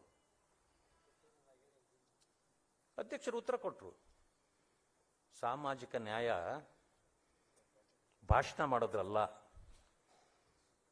ನಮ್ಮದು ಸಾಮಾಜಿಕ ನ್ಯಾಯ ಅನ್ನೋದು ಗುತ್ತಿಗೆ ಅನ್ಕೊಂಡ್ಬಿಟ್ಟಿದ್ದಾರೆ ಕೆಲವು ಪಾರ್ಟಿಗಳು. ಯಾರ ಗುತ್ತಿಗೆನೂ ಅಲ್ಲ ಇದು. ಸಾಮಾಜಿಕ ನ್ಯಾಯ ಅಂತಕ್ಕಂಥದ್ದು ಭಾರತೀಯ ಜನತಾ ಪಕ್ಷದ ಬದ್ಧತೆಯೂ ಕೂಡ. ಅದಕ್ಕೆ ನಾನು ಹೇಳಿದೆ, ನಾನು ಪ್ರೀತಿಯಿಂದ ಈ ಪಕ್ಷಕ್ಕೆ ಬರಲಿಲ್ಲ, ತೀರ್ಮಾನ ತಗೊಂಡು ಬಂದ್ಬಿಟ್ಟೆ. ಬಂದ ಮೇಲೆ ನನಗನ್ನಿಸ್ತು, ಹೊರಗಡೆ ನಿಂತು ನೋಡ್ತಿದ್ದೆಲ್ಲ ಸುಳ್ಳು, ಹೊರಗಡೆ ಜನ ಹೇಳ್ತಿದ್ದೆಲ್ಲ ಸುಳ್ಳು, ಇಲ್ಲಿ ವ್ಯವಸ್ಥೆನೇ ಬೇರೆ ಇದೆ. ನಮ್ಮನ್ನ ಪ್ರೀತಿಸುವವರು ಇಲ್ಲಿದ್ದಾರೆ, ನನ್ನ ಜಾತಿಯನ್ನೇ ಕೇಳಿದವರು ಇಲ್ಲಿದ್ದಾರೆ. ಹೊರಗಡೆ ಈ ಸುಳ್ಳುಗಳಿಗೆ ನಾನು ಕೂಡ ಮರಳಾಗಿದ್ದೆ, ನನ್ನ ಜನಾಂಗಗಳು ಈಗಲೂ ಮರಳಾಗಿದ್ದಾರೆ. ಹೇಳಿದ್ದಲ್ಲ, ನಾವೊಂದು ತಿಳ್ಕೊಳ್ಳಿ, ದೊಡ್ಡವರೊಂದು ಗಾದೆ ಹೇಳಿದ್ದಾರೆ, ಬಾವಿಗೆ ಇಳಿಯದೆ ಆಳ ಗೊತ್ತಾಗೋದೇ ಇಲ್ಲ. ಬಾವಿಗೆ ಇಳಿದ್ರೆ ಮಾತ್ರ ನಿಮಗೆ ಆಳ ಗೊತ್ತಾಗೋದು. ನೀವೆಲ್ಲ ಹೊರಗಡೆ ಕುತ್ಕೊಂಡು ಆಳ ಎಷ್ಟದೆ ಅಂತ ಗೊತ್ತಾಗತ್ತಾ? ಈಗ ನಾನು ಬಾವಿಗೆ ಇಳಿದಿದ್ದೀನಿ, ನನಗೆ ಆಳ ಗೊತ್ತಾಗಿದೆ. ನಿಮಗೂ ಗೊತ್ತಾಗಬೇಕು ಅನ್ನೋದಿದ್ರೆ, ನನ್ನ ಸಮುದಾಯಕ್ಕೆ ಗೊತ್ತಾಗಬೇಕು ಅನ್ನೋದಿದ್ರೆ ಒಂದು ತೀರ್ಮಾನ ತಗೊಂಡು ನೋಡಿ. ಆಮೇಲೆ ಯಾವ ಪಾರ್ಟಿಗಳು, ಪೊಲಿಟಿಕಲ್ ಪಾರ್ಟಿ ಏನು ಪರ್ಮನೆಂಟ್ ಅಲ್ಲ. ನೀವು ನೋಡಿದ್ದೀರಿ, ಕಾಂಗ್ರೆಸ್ ಅಧಿಕಾರಕ್ಕೆ ಬರ್ತದೆ ಅಂತಂದ್ರೆ ನಮ್ಮ ಜೊತೆಯಲ್ಲಿರೋರು ರಾತ್ರಿ ಎದ್ದು ಓಡೋಗ್ಬಿಟ್ಟಿರ್ತಾರೆ. ಹೌದಾ ಇಲ್ಲ? ಅದೇ ಜನ ಬಿಜೆಪಿ ನಾಳೆ ಅಧಿಕಾರಕ್ಕೆ ಬರ್ತಾ ಇದೆ ಅಂತಂದ್ರೆ ಬತ್ತಿಲ್ ಬಂದು ಎಲ್ಲ ನಮಗ್ ಮುಂಚೆನೆ ಸೇರ್ಕೊಂಡ್ಬಿಟ್ಟಿರ್ತಾರೆ. ಆದ್ರೆ ಒಂದು ತೀರ್ಮಾನ ಮಾಡಿ, ನಾವು ಒಂದು ಸಾರಿ ಈ ಚುನಾವಣೆ ಪೂರ್ತಿ ಈ ಸಾರಿ ನಾವು ಭಾರತೀಯ ಜನತಾ ಪಾರ್ಟಿ ತೀರ್ಮಾನ ಮಾಡಿ ಒಂದು ಪಕ್ಷಕ್ಕೆ ಕೊಟ್ಟು ಬಿಡಬೇಕು. ತಪ್ಪುಗಳು ಮಾಡಿದ್ರೆ, ನ್ಯೂನ್ಯತೆಗಳು ಬಂದಾಗ ಕೇಳುವ ಹಕ್ಕು ನಮಗಿರ್ತದೆ ಅಲ್ವಾ? ಕೆಲವರು ನಾನು ನೋಡ್ತಿದ್ದೀನಿ, 25,000 ಕೋಟಿ SCP TSP ಹಣ ಇಟ್ಟಿತ್ತು, ಈ ಕೈಯಲ್ಲಿ ಕೊಟ್ರು, ನಾವೇ ಕೊಟ್ಟಿದ್ದು ಅಂದ್ರು. ಬೇರೆ ಜನಾಂಗಗಳು ಅನ್ಕೊಂಡ್ರು, ಏನಪ್ಪಾ ಈ ಬಡ್ಡಿ ಮಕ್ಕಳಿಗೆ ನಮ್ಮ ಹಣ ಎಲ್ಲ ಈ ದಲಿತರು ತಿಂದು ಹಾಕ್ಬಿಡ್ತಾರಲ್ಲ ಅಂತ ಅವ್ರು ಅನ್ಕೊಂಡ್ರು. ಅವ್ರ ಕಣ್ಣಲ್ಲಿ ನಾವು ಒಂದು ರೀತಿಯ ಪಾಪಿಗಳಾಗ್ಬಿಟ್ವಿ. ಈ ಕಡೆ ನೋಡ್ತೀವಿ ನಮ್ಗೆಲ್ಲ ಬರ್ತದಂದ್ರೆ ಇಲ್ಲ, ಅದನ್ನೆಲ್ಲ ಎತ್ಕೊಂಡು ಗ್ಯಾರಂಟಿಗಳಿಗೆ ಅಂತ ಕೊಟ್ಬಿಟ್ರು. 38 ಸಂಘಟನೆಗಳ ಮುಖಂಡರುಗಳು ಇಲ್ಲಿ ಕೂಳ್ತಾವೆ. ಇನ್ನೂ ಬಹಳ ಸಂಘಟನೆಗಳಿವೆ ನಮ್ಮವು. ಅದಕ್ಕೆ ಸಂತೋಷ್ ಜಿ ಅವರು ಅದನ್ನು ಹೇಳಿದ್ದು, ನೀವೆಲ್ಲ ಒಂದೇ ಶಕ್ತಿಯಾಗಿ ಬಂದ್ರೆ ಅದಕ್ಕೆ ದೊಡ್ಡ ಶಕ್ತಿ ಆಗ್ತೀರಿ ಇಲ್ಲ ಅಂತ. ಆದ್ರೆ ಕೆಲವು ಸಂಘಟನೆಗಳು ಕಾಟಾಚಾರಕ್ಕೆ ಒಂದು ಸ್ಟೇಟ್ಮೆಂಟ್ ಕೊಟ್ಟರು. ಕೆಲವರು ಬಾಯಿ ಇನ್ನೂ ಬಿಟ್ಟಿಲ್ಲ, 1.5 ವರ್ಷ ಆಗೋಯ್ತು. ಅದೇ ಬಿಜೆಪಿ ಮಾಡಿದ್ದಿದ್ರೆ ಯಾರು ಮನೆಗೆ ಹೋಗ್ತಿರ್ಲಿಲ್ಲ, ಎಲ್ಲ ಬೀದಿಯಲ್ಲೇ ಇರ್ತಿದ್ರು. ಎಂತ ವ್ಯವಸ್ಥೆ ಇದು? ನಾವು ಹೋರಾಟಗಾರರಾಗಿರ್ಬೇಕು. ಸಂಘಟನೆಗಳಿರೋದು ರಾಜಕೀಯ ಮಾಡಕ್ಕಲ್ಲ. ನೀವು ರಾಜಕೀಯ ಪಕ್ಷಗಳ ಇದು ಸದಸ್ಯರುಗಳಲ್ಲ ನೀವು, ಅಥವಾ ಗುಲಾಮರಲ್ಲ. ನಮ್ಮ ಪಕ್ಷ ಬಂದ್ರೂ ನಾವು ತಪ್ಪು ಮಾಡಿದಾಗ ಹೋರಾಟ ಮಾಡಬೇಕು ನೀವು, ಆವಾಗಲೇ ನಾವು ಒಳ್ಳೆ ಕೆಲಸ ಮಾಡ್ಲಿಕ್ಕಾಗೋದು. ಇನ್ನೊಂದು ಪಕ್ಷ ಇದ್ದಾಗಲೂ ಮಾಡಬೇಕು. ಮಾಡಲಿಲ್ಲ ಅಂತಂದ್ರೆ ನೀವು ಅವುಗಳನ್ನೆಲ್ಲ ಚಾಪೆ ಸುತ್ತಿ ಎಲ್ಲಿ ಮನೆಯಲ್ಲಿ ಇಟ್ಬಿಟ್ಟು ಏನಾದ್ರೂ ಕೆಲಸ ಮಾಡ್ಕೊಂಡಿರೋದು ಒಳ್ಳೇದು. ಯಾರಿಗೇ ಆಗ್ಲಿ ನಾನು ಹೇಳ್ತಕ್ಕಂಥ ಮಾತಿದು. ಆದ್ರಿಂದ ತಮ್ಮಲ್ಲಿ ಮನವಿ ಮಾಡ್ತೇನೆ, ಹೇಳ್ತಾರಲ್ಲ ಕಾಂಗ್ರೆಸ್ನವರು, ಅದೇನಂತಂದ್ರೆ ಅಂಬೇಡ್ಕರ್ ಅಂತಂದ್ರೆ ನಮಗೇನೋ ಅಸ್ಮಿತೆ, ಮೀಸಲಾತಿ ಅಂದ್ರೆ ಏನೋ ಅಸ್ಮಿತೆ, ದಲಿತ ವಿರೋಧಿ ಅಂದ್ರೆ ಅಂಬೇಡ್ಕರ್ ವಿರೋಧಿ ಅಂದ್ರೆ, ಸಂವಿಧಾನ ವಿರೋಧಿ ಅಂದ್ರೆ ನಾವು ತಿರುಗಿ ಬಿದ್ದುಬಿಡ್ತೇವೆ. ಇವೆಲ್ಲ ಪಾಠ ಹೇಳೋದು ಕಾಂಗ್ರೆಸ್. ನನ್ನ ಕೈಲೂ ಎಳಿಸವ್ರೆ, ಈಗಲೂ ಎಳಿಸ್ತಾನೆ ಅವ್ರೆ, ಇನ್ನೂ ಹೇಳ್ತಾನೆ ಅವ್ರೆ ಅವರು. ನಾವು ಅದಕ್ಕೆ ತಲೆ ಕೆಡಿಸ್ಕೊಂಡ್ಬಿಟ್ಟು ಅವ್ರಿಗೆ ಸಪೋರ್ಟ್ ಮಾಡ್ತೀವಿ, ಬಿಜೆಪಿಯನ್ನು ಬೈತೀವಿ. ನಂಗೆ ಹೇಳ್ರಿ, ಸಂವಿಧಾನ ರಕ್ಷಕರು ನಾವೇ ಅಂತ ಹೇಳಿದ್ರಲ್ಲ, ಸಂವಿಧಾನ ಜಾರಿಯಲ್ಲೇ ಇರಲಿಲ್ವಲ್ಲಪ್ಪ ಕಾಶ್ಮೀರದಲ್ಲಿ, ಜಮ್ಮು ಕಾಶ್ಮೀರದಲ್ಲಿ ಇತ್ತ? 75 ವರ್ಷ ಯಾಕೆ ಕಾಯ್ಕೊಂಡು ಸುಮ್ಮನೆ ಕೂತಿದ್ರಿ ನೀವಾಗಾದ್ರೆ ಕಾಂಗ್ರೆಸ್ನವರೇ? ಅಂಬೇಡ್ಕರ್ ಅವರ ಸಂವಿಧಾನ ಅಲ್ಲಿ ಬೇಕಾಗಿರ್ಲಿಲ್ವಾ? 370 ತೆಗೆದಿದ್ದು ಯಾರು? ಅದು ಭಾರತೀಯ ಜನತಾ ಪಕ್ಷವೇ ಹೊರತು ಕಾಂಗ್ರೆಸ್ ಅಲ್ಲ. ಮೀಸಲಾತಿ ಮಾತಾಡ್ತಿರಲ್ಲ, ಜಮ್ಮು ಕಾಶ್ಮೀರದ ನನ್ನ ಸಹೋದರರಿಗೆ ಮೀಸಲಾತಿ ಕೊಟ್ಟಿದ್ದು ಯಾರು? ಬಿಜೆಪಿ ಹೊರತು ಕಾಂಗ್ರೆಸ್ ಅಲ್ಲ. 50 ವರ್ಷಗಳಿಂದ ಹೋರಾಟ ನಡೆಯುತ್ತಿತ್ತು. ನಮ್ಮ ಜನಸಂಖ್ಯೆ ಅನುಗುಣವಾಗಿ ಮೀಸಲಾತಿ ಏರಿಸಿ ಅಂತ. 15 ಇದ್ದದನ್ನ 17 ಮಾಡಿದ್ದು ನಾವು. 3% ಇದ್ದದನ್ನ 7% ಮಾಡಿದ್ದು ನಾವು. ಆದ್ರೂ ನಾವು ಬಿಜೆಪಿ ದಲಿತ ವಿರೋಧಿ, ಅವರು ದಲಿತ ಪ್ರೇಮಿಗಳ? ಇದು ನಮಗೆ ಅರ್ಥ ಆಗ್ಬೇಕಲ್ವಾ? ನಾವು ವಿದ್ಯಾವಂತರಲ್ವಾ? ಪಾಪ ಕರ್ಮಚಾರಿಗಳು ಬೆಳಿಗ್ಗೆ 4 ಗಂಟೆಗೆ ಹೋಗಿ ಬೀದಿ ಗುಡಿಸ್ತಾರೆ. ಇವತ್ತಿನವರೆಗೂ ಅವರು ಸರ್ಕಾರಿ ಸೇವಕರಲ್ಲ, ಕಾಂಟ್ರಾಕ್ಟ್ ಅಲ್ಲಿ ಮಾಡ್ತಿದ್ರು. 34,000 ಜನ ಸಂಖ್ಯೆ ಇದೆ ಅದು. ನಮ್ಮ ಸರ್ಕಾರ ಇದ್ದಾಗ ಬೊಮ್ಮಾಯಿ ಅವರು 14,000 ಜನರನ್ನ ಪರ್ಮನೆಂಟ್ ಮಾಡಿಬಿಟ್ರು, ಸರ್ಕಾರಿಗೆ ತಗೊಂಡ್ರು. ಇನ್ನೂ ಮಾಡಬೇಕಾಗಿತ್ತು, ಸರ್ಕಾರ ಹೋಯ್ತು. ಈಗಲ ದಲಿತ ವಿರೋಧಿಗಳನ್ನ ನಾವು. ಯಡಿಯೂರಪ್ಪಾಜಿ ಅವರು ದಲಿತ ಯುವಕರು ಬರ್ತಾರೆ, ಕಾರ್ಖಾನೆಗಳನ್ನು ಸ್ಥಾಪಿಸ್ತಾರೆ, ಇಂಡಸ್ಟ್ರಿಗಳು ಮಾಡಲಿ, ಉದ್ಧಾರ ಆಗಲಿ. 75% ಅನುದಾನದಲ್ಲಿ ನಿಮಗೆ ನಿವೇಶನಗಳನ್ನು ಕೊಟ್ಟರಲ್ಲ, ಯಾವ ಸರ್ಕಾರ ಕೊಟ್ಟಿತ್ತು? ಆದರೂ ನಾವು ದಲಿತ ವಿರೋಧಿಗಳ? ಹೀಗೆ ಹೇಳ್ತಾ ಹೋದ್ರೆ ಬೇಕಾದಷ್ಟಿವೆ. ಹೋಗಿ ಕೇಳಿದ್ವಿ, ವೆಂಕಟೇಶ್ ಕುಳಿತಿದ್ದಾನಿಲ್ಲಿ, ದೊಡ್ಡೇರಿ ವೆಂಕಟೇಶು, ನಾವು, ನಮ್ಮ ಮಹೇಶ್ ಅವರು ಎಲ್ಲ ಹೋದ್ವಿ. ಹೋಗಿ ಕೇಳ್ಕೊಂಡ್ವಿ, ಸರ್ ಮೋದಿಜಿಯವರು ಅಂಬೇಡ್ಕರ್ ಅವರನ್ನು ಗೌರವಿಸಿ ಪಂಚಕ್ಷೇತ್ರಗಳನ್ನು ಅಭಿವೃದ್ಧಿಪಡಿಸಿದ್ದಾರೆ ಅಂತಾರಾಷ್ಟ್ರೀಯ ಮಟ್ಟಕ್ಕೆ. ಕರ್ನಾಟಕದಲ್ಲೂ ನಾವು ಏನಾದರೂ ಮಾಡಬೇಕಲ್ಲ ಅಂತೀವಿ. ಏನ್ ಮಾಡಬೇಕು? ಅಂಬೇಡ್ಕರ್ ಪಾದ ಸ್ಪರ್ಶ ಮಾಡಿರತಕ್ಕಂಥ 10 ಸ್ಥಳಗಳಿವೆ, ಅಭಿವೃದ್ಧಿ ಮಾಡಬೇಕು. ಇಮಿಡಿಯೇಟ್ಲಿ 25 ಕೋಟಿ ಜಾರಿಗೆ ಮಾಡಿದ್ವಿ, ಆವತ್ತನೇ ಕೊಟ್ಟರು. ಅದಾಯ್ತು. ಸರ್, ಕೆಲಸಗಳೇ ಸಿಗ್ತಾ ಇಲ್ಲ ನಮ್ಮ ಜನರಿಗೆ, ಏನ್ ಮಾಡ್ಬೇಕು ನಾವು? ನಮ್ಮ ಜನ ಬಹಳ ನೊಂದ್ಬಿಟ್ಟಿದ್ದಾರೆ. ಈಗೇನ್ ಮಾಡ್ತಿದ್ದೀರಿ? ಗುತ್ತಿಗೆ ಆಧಾರದ ಮೇಲೆ ತಗೊಳ್ತಿದ್ದೀರಿ, ಯಾರನ್ನು ಬೇಕಾದ್ರೂ ತಗೊಳ್ತೀರಿ. ಅಲ್ಲಿ ರಿಸರ್ವೇಶನ್ ಇಲ್ಲ, ಏನಿಲ್ಲ. ನಮ್ಮವರಂತೂ ರಿಸರ್ವೇಶನ್ ಇದ್ರೇನೆ ತಾನೇ ಅಲ್ಲಿ ಬರೋದು, ಇಲ್ಲಂತಾನೆ ನೀವು ತಗೊಳ್ಳೋದೇ ಇಲ್ಲ. ಏನ್ ಮಾಡ್ಬೇಕು ಅಂದ್ರು, ಅದರಲ್ಲೂ ರಿಸರ್ವೇಶನ್ ತನ್ನಿ ಅಂದ್ವಿ, ಕೊಟ್ರು, ಅದನ್ನು ಕೊಟ್ರು ಅಲ್ವಾ? ಹೀಗೆ ಅನೇಕ ಕಾರ್ಯಕ್ರಮಗಳನ್ನು ಕೂಡ ಇದು ಮಾಡಿದ್ರು. ಇವತ್ತು ದೊಡ್ಡ ಹೋರಾಟ ನಡೀತಾ ಇದೆ ಬೀದಿಗಳಲ್ಲಿ, ಒಳ ಮೀಸಲಾತಿ. ಕೋರ್ಟ್ ಆದೇಶ ಆಗಿದೆ. ಕೋರ್ಟ್ ಆದೇಶ ಆಗಿದ್ರೂ ಕೂಡ ಈ ಸರ್ಕಾರ ಮಾಡೋಕೆ ರೆಡಿ ಇಲ್ಲ. ವೋಟ್ ಬ್ಯಾಂಕ್ ಕಳ್ಕೊಬಿಡ್ತೀವಲ್ಲ ನಾವು ಅಂತೇನೋ ಭಯ ಅವ್ರಿಗೆ. ಕೋರ್ಟ್ ಆದೇಶ ಇಲ್ಲ, ಆದ್ರೆ ಬೇಡಿಕೆ ಇತ್ತಲ್ಲ ಜನರದು. ಅನ್ಯಾಯ ಆದವರು ಕೇಳ್ತಾರೆ, ನಮ್ಮ ಪಕ್ಷದ ಬದ್ಧತೆ ಏನು? ಆಯ್ತು, ಕ್ಯಾಟಗರೈಸೇಷನ್ ಮಾಡಿ ಮೀಸಲಾತಿಯನ್ನು ಘೋಷಣೆ ಮಾಡಿದ್ವಿ. ಅದನ್ನ ಕೇಂದ್ರಕ್ಕೆ ಕಳಿಸ್ಕೊಟ್ವಿ, ಯಾಕಂದ್ರೆ ರಾಜ್ಯಕ್ಕೆ ಆವತ್ತಿನ ದಿವಸ ಅಧಿಕಾರ ಇರಲಿಲ್ಲ. ಮಾಡಿದ್ರು. ಇವತ್ತಿನ ದಿವಸ ಮಾಡು ಅಂತಂದ್ರೂ ಮಾಡಕ್ಕಾಗ್ತಾ ಇಲ್ಲ ಅವರಿಂದ. ನಮ್ಮ ಬದ್ಧತೆಯನ್ನು ನಾವು ತೋರಿಸಿದ್ದೇವೆ, ಈಗಲೂ ಕೂಡ ಆ ಬದ್ಧತೆ ನಮ್ಮ ಜೊತೆಯಲ್ಲಿದೆ. ಆದ್ರಿಂದಾಗಿ ಇವತ್ತು ಅನೇಕ ವಿಚಾರಗಳನ್ನು ಇಷ್ಟು ಬೇಕಾದಷ್ಟು ಮಾತಾಡಬಹುದು. ಇದು ಸನ್ಮಾನ ಸಮಾರಂಭ, ನಾನು ಹೆಚ್ಚಿಗೆ ಮಾತಾಡ್ಲಕ್ಕೆ ಹೋಗೋದಿಲ್ಲ. ಅನೇಕ ವಿಚಾರಗಳಿದೆ. ಇಷ್ಟಿದ್ರೂ ನಾನು ಯಾಕೆ ಒಂದು ಕಥೆ ಹೇಳಿದೆ ಅಂದ್ರೆ, ಕೆಲವರು ಪ್ರೀತಿಸಿ ಮದುವೆ ಆಗ್ತಾರೆ, ಕೆಲವರು ಮದುವೆ ಆಗಿ ಪ್ರೀತಿಸ್ತಾರೆ ಅಂತ. ನಾನು ಪ್ರೀತಿ ಇರಲಿಲ್ಲ ನನಗೆ ಬಿಜೆಪಿ ಮೇಲೆ, ಯಾವುದೋ ಆತರದಲ್ಲಿ ಬಂದ್ಬಿಟ್ಟೆ. ಬಂದಾದ ಮೇಲೆ ಗೊತ್ತಾಯ್ತು ಇಲ್ಲಿ ನಾವು ಅಂದ್ಕೊಂಡಿದ್ದ ರೀತಿ ವ್ಯವಸ್ಥೆ ಇಲ್ಲ. ಅದರಿಂದ ಬಂದ ಮೇಲೆ ನನಗೆ ಪ್ರೀತಿ ಬಂತು ಬಿಜೆಪಿ ಮೇಲೆ. ಈಗ ನಾನು ಮದುವೆ ಆದಮೇಲೆ ಪ್ರೀತಿಸ್ತಾ ಇದ್ದೀನಿ. ಹಾಗೆ ನೀವು ಅಷ್ಟೇ, ನಾನು ನಿಮಗೆ ಆಹ್ವಾನ ಕೊಡ್ತೇನೆ.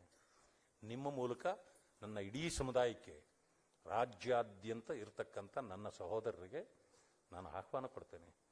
ಇದು ನಮಗೆ ಹೇಳಿ ಮಾಡಿಸಿದ ಪಕ್ಷ. ನೀವು ಬಂದ ಮೇಲೆ ಹೋಗೋದಿಲ್ಲ, ಇಲ್ಲಿಂದ ಬರಬೇಕಾದ್ರೆ ಯೋಚನೆ ಮಾಡ್ತೀರಿ. ಯಾಕೆಂತಂದ್ರೆ ಅಷ್ಟೊಂದು ಕೇಳಿದ್ದೀರಿ ನೀವು. ಸಂವಿಧಾನದ ಬಗ್ಗೆ 100 ಸಾರಿ ಹೇಳಿದ್ದಾರೆ ಪ್ರಧಾನಮಂತ್ರಿಗಳು. ಸಂವಿಧಾನ ಯಾವುದೇ ಕಾರಣಕ್ಕೂ ಬದಲಾವಣೆ ಆಗೋದಿಲ್ಲ ಅಂತ. ಅದ್ಯಾವುದೋ ಕಾಂಗ್ರೆಸ್ನವನ ಆ ಕಾರ್ನರ್ ಅಲ್ಲಿ ನಿಂತ್ಕೊಂಡು ಸಂವಿಧಾನ ಬದಲಾಯಿಸ್ಬಿಡ್ತಾರೆ ಅಂದ್ರೆ ಅದನ್ನ ಕೇಳಿ ಚಪ್ಪಾಳೆ ಹೊಡಿತೀರಿ ನೀವು. ಪ್ರಧಾನಮಂತ್ರಿಗೆ ಗೌರವ ಇಲ್ವಾ? ಮೀಸಲಾತಿ ಯಾವುದೇ ಕಾರಣಕ್ಕೆ ಹೋಗೋದಿಲ್ಲ ಅಂತ ಅದು ನಿಮಗೆ ಅನ್ಸೋದಿಲ್ವಾ? ಇವೆಲ್ಲ ಮಾಡಿದವರಿಗೆ ನಾವು ಸಹಕಾರಿಯಾಗಿ ನಿಂತರೆ ನಾಳೆ ನಾವು ಕೇಳಲಿಕ್ಕಾಗತ್ತೆ. ವರ್ಷ ಪೂರ್ತಿ ಬಿಜೆಪಿ ವಿರುದ್ಧವಾಗಿ ಜೆಂಡಾ ಹಾರಿಸ್ಬಿಟ್ಟು ಅಧಿಕಾರಕ್ಕೆ ಬಂದಾಗ ಯಾರನ್ನ ಕೇಳ್ತೀರಿ ನೀವು? ಅಲ್ಲಿ ಯಾರಿಗೂ ಅನ್ಸುತ್ತೆ, ಓ ಈ ಸಂಘಟನೆಗಳೆಲ್ಲ ನಮ್ಮ ವಿರುದ್ಧ ಇದ್ದವರು, ಈಗ ಅವ್ರು ಕೇಳಿದ್ರೆ ಯಾಕೆ ಮಾಡ್ಬೇಕು ಅಂತ ಅನ್ಸಲ್ವೇ ಅವ್ರಿಗೂ? ಅದಕ್ಕೆ ನಮಗೆ ಆ ಪಕ್ಷ ಈ ಪಕ್ಷ ಏನು ಭೇದ ಭಾವ ಇಲ್ಲ. ಎಲ್ಲ ಪಕ್ಷಗಳು ಅಧಿಕಾರಕ್ಕೆ ಇರತಕ್ಕಂಥವು. ಆದ್ರಿಂದ ಇಲ್ಲಿ ನಮಗೆ ಹೆಚ್ಚಿನ ಅವಕಾಶಗಳಿವೆ. ಆದ್ರಿಂದ ನಾವು ಎಲ್ಲರೂ ಸೇರಿ ಈ ಪಕ್ಷವನ್ನ ಕಟ್ಟೋಣ. ನೀವೆಲ್ಲ ಮನಸ್ಸು ಮಾಡಿದ್ರೆ ಈ ಪಕ್ಷ ನಾವು ಬೇರೆ ಹೇಳ್ದಂಗಲ್ಲ, ನಾವು ದಲಿತರ ಪಕ್ಷ ಇದು ಅನ್ನೋ ರೀತಿಯಲ್ಲಿ ಈ ಪಕ್ಷವನ್ನ ಕಟ್ಟೋಣ. ಇದರಲ್ಲಿ ಯಾರ್ದು ವಿರೋಧ ಇರೋದಿಲ್ಲ. ಬಾಬಾ ಸಾಹೇಬ್ ಅಂಬೇಡ್ಕರ್ ಅವರ ತತ್ವ ಸಿದ್ಧಾಂತಗಳನ್ನ ಕೂಡ ಸರಿಯಾಗಿ ಪರಿಪಾಲಿಸತಕ್ಕಂಥ ಆ ಜನಾಂಗಗಳಿಗೆ ಉತ್ತಮ ಅವಕಾಶಗಳು, ಭವಿಷ್ಯವನ್ನು ರೂಪಿಸತಕ್ಕಂಥ ನಾಯಕತ್ವ ಈ ಪಕ್ಷದಲ್ಲಿ ಇದೆ. ಆ ಕಾರಣದಿಂದಲೇ ಇವತ್ತು ನಾನು ಹೇಳಿದ್ನಲ್ಲ, I was an orphan in politics. ಅನಾಥನಾಗಿದ್ದವನನ್ನ ಇವತ್ತು ತಂದು ಇಂಥ ಒಂದು ಹುದ್ದೆಯನ್ನ ಕೊಟ್ಟು ನನ್ನಂತವನನ್ನ ಒಂದು ವ್ಯಕ್ತಿ ಅಲ್ಲ, ಇದೊಂದು ಶಕ್ತಿ ಅನ್ನೋ ರೀತಿಯಲ್ಲಿ ನಿಮ್ಮ ಮುಂದೆ ನಿಲ್ಲಿಸಿದಾರಲ್ಲ, ಅದಕ್ಕೆ ಪಕ್ಷಕ್ಕೂ ನಾಯಕತ್ವಕ್ಕೂ ನನಗೆ ಸಹಕಾರಿಯಾಗಿ ಬಂದಿರತಕ್ಕಂಥ ತಮ್ಮೆಲ್ಲರಿಗೂ, ಜೊತೆಗೆ ಆಶೀರ್ವಾದ ಮಾಡಲಿಕ್ಕೆ ಬಂದಿರತಕ್ಕಂಥ ನನ್ನ 5 ಸ್ವಾಮೀಜಿಗಳಿಗೆ ನನ್ನ ಸಾಷ್ಟಾಂಗ ನಮಸ್ಕಾರಗಳನ್ನು ಮಾಡಿ ನನಗೆ ಅವಕಾಶ ಕೊಟ್ಟಿದ್ದಕ್ಕೆ ವಂದಿಸಿ ನನ್ನ ಮಾತುಗಳಿಗೆ ಮುಕ್ತಾಯ ಮಾಡ್ತೀನಿ. ಜೈ ಭೀಮ್, ಜೈ ಕರ್ನಾಟಕ.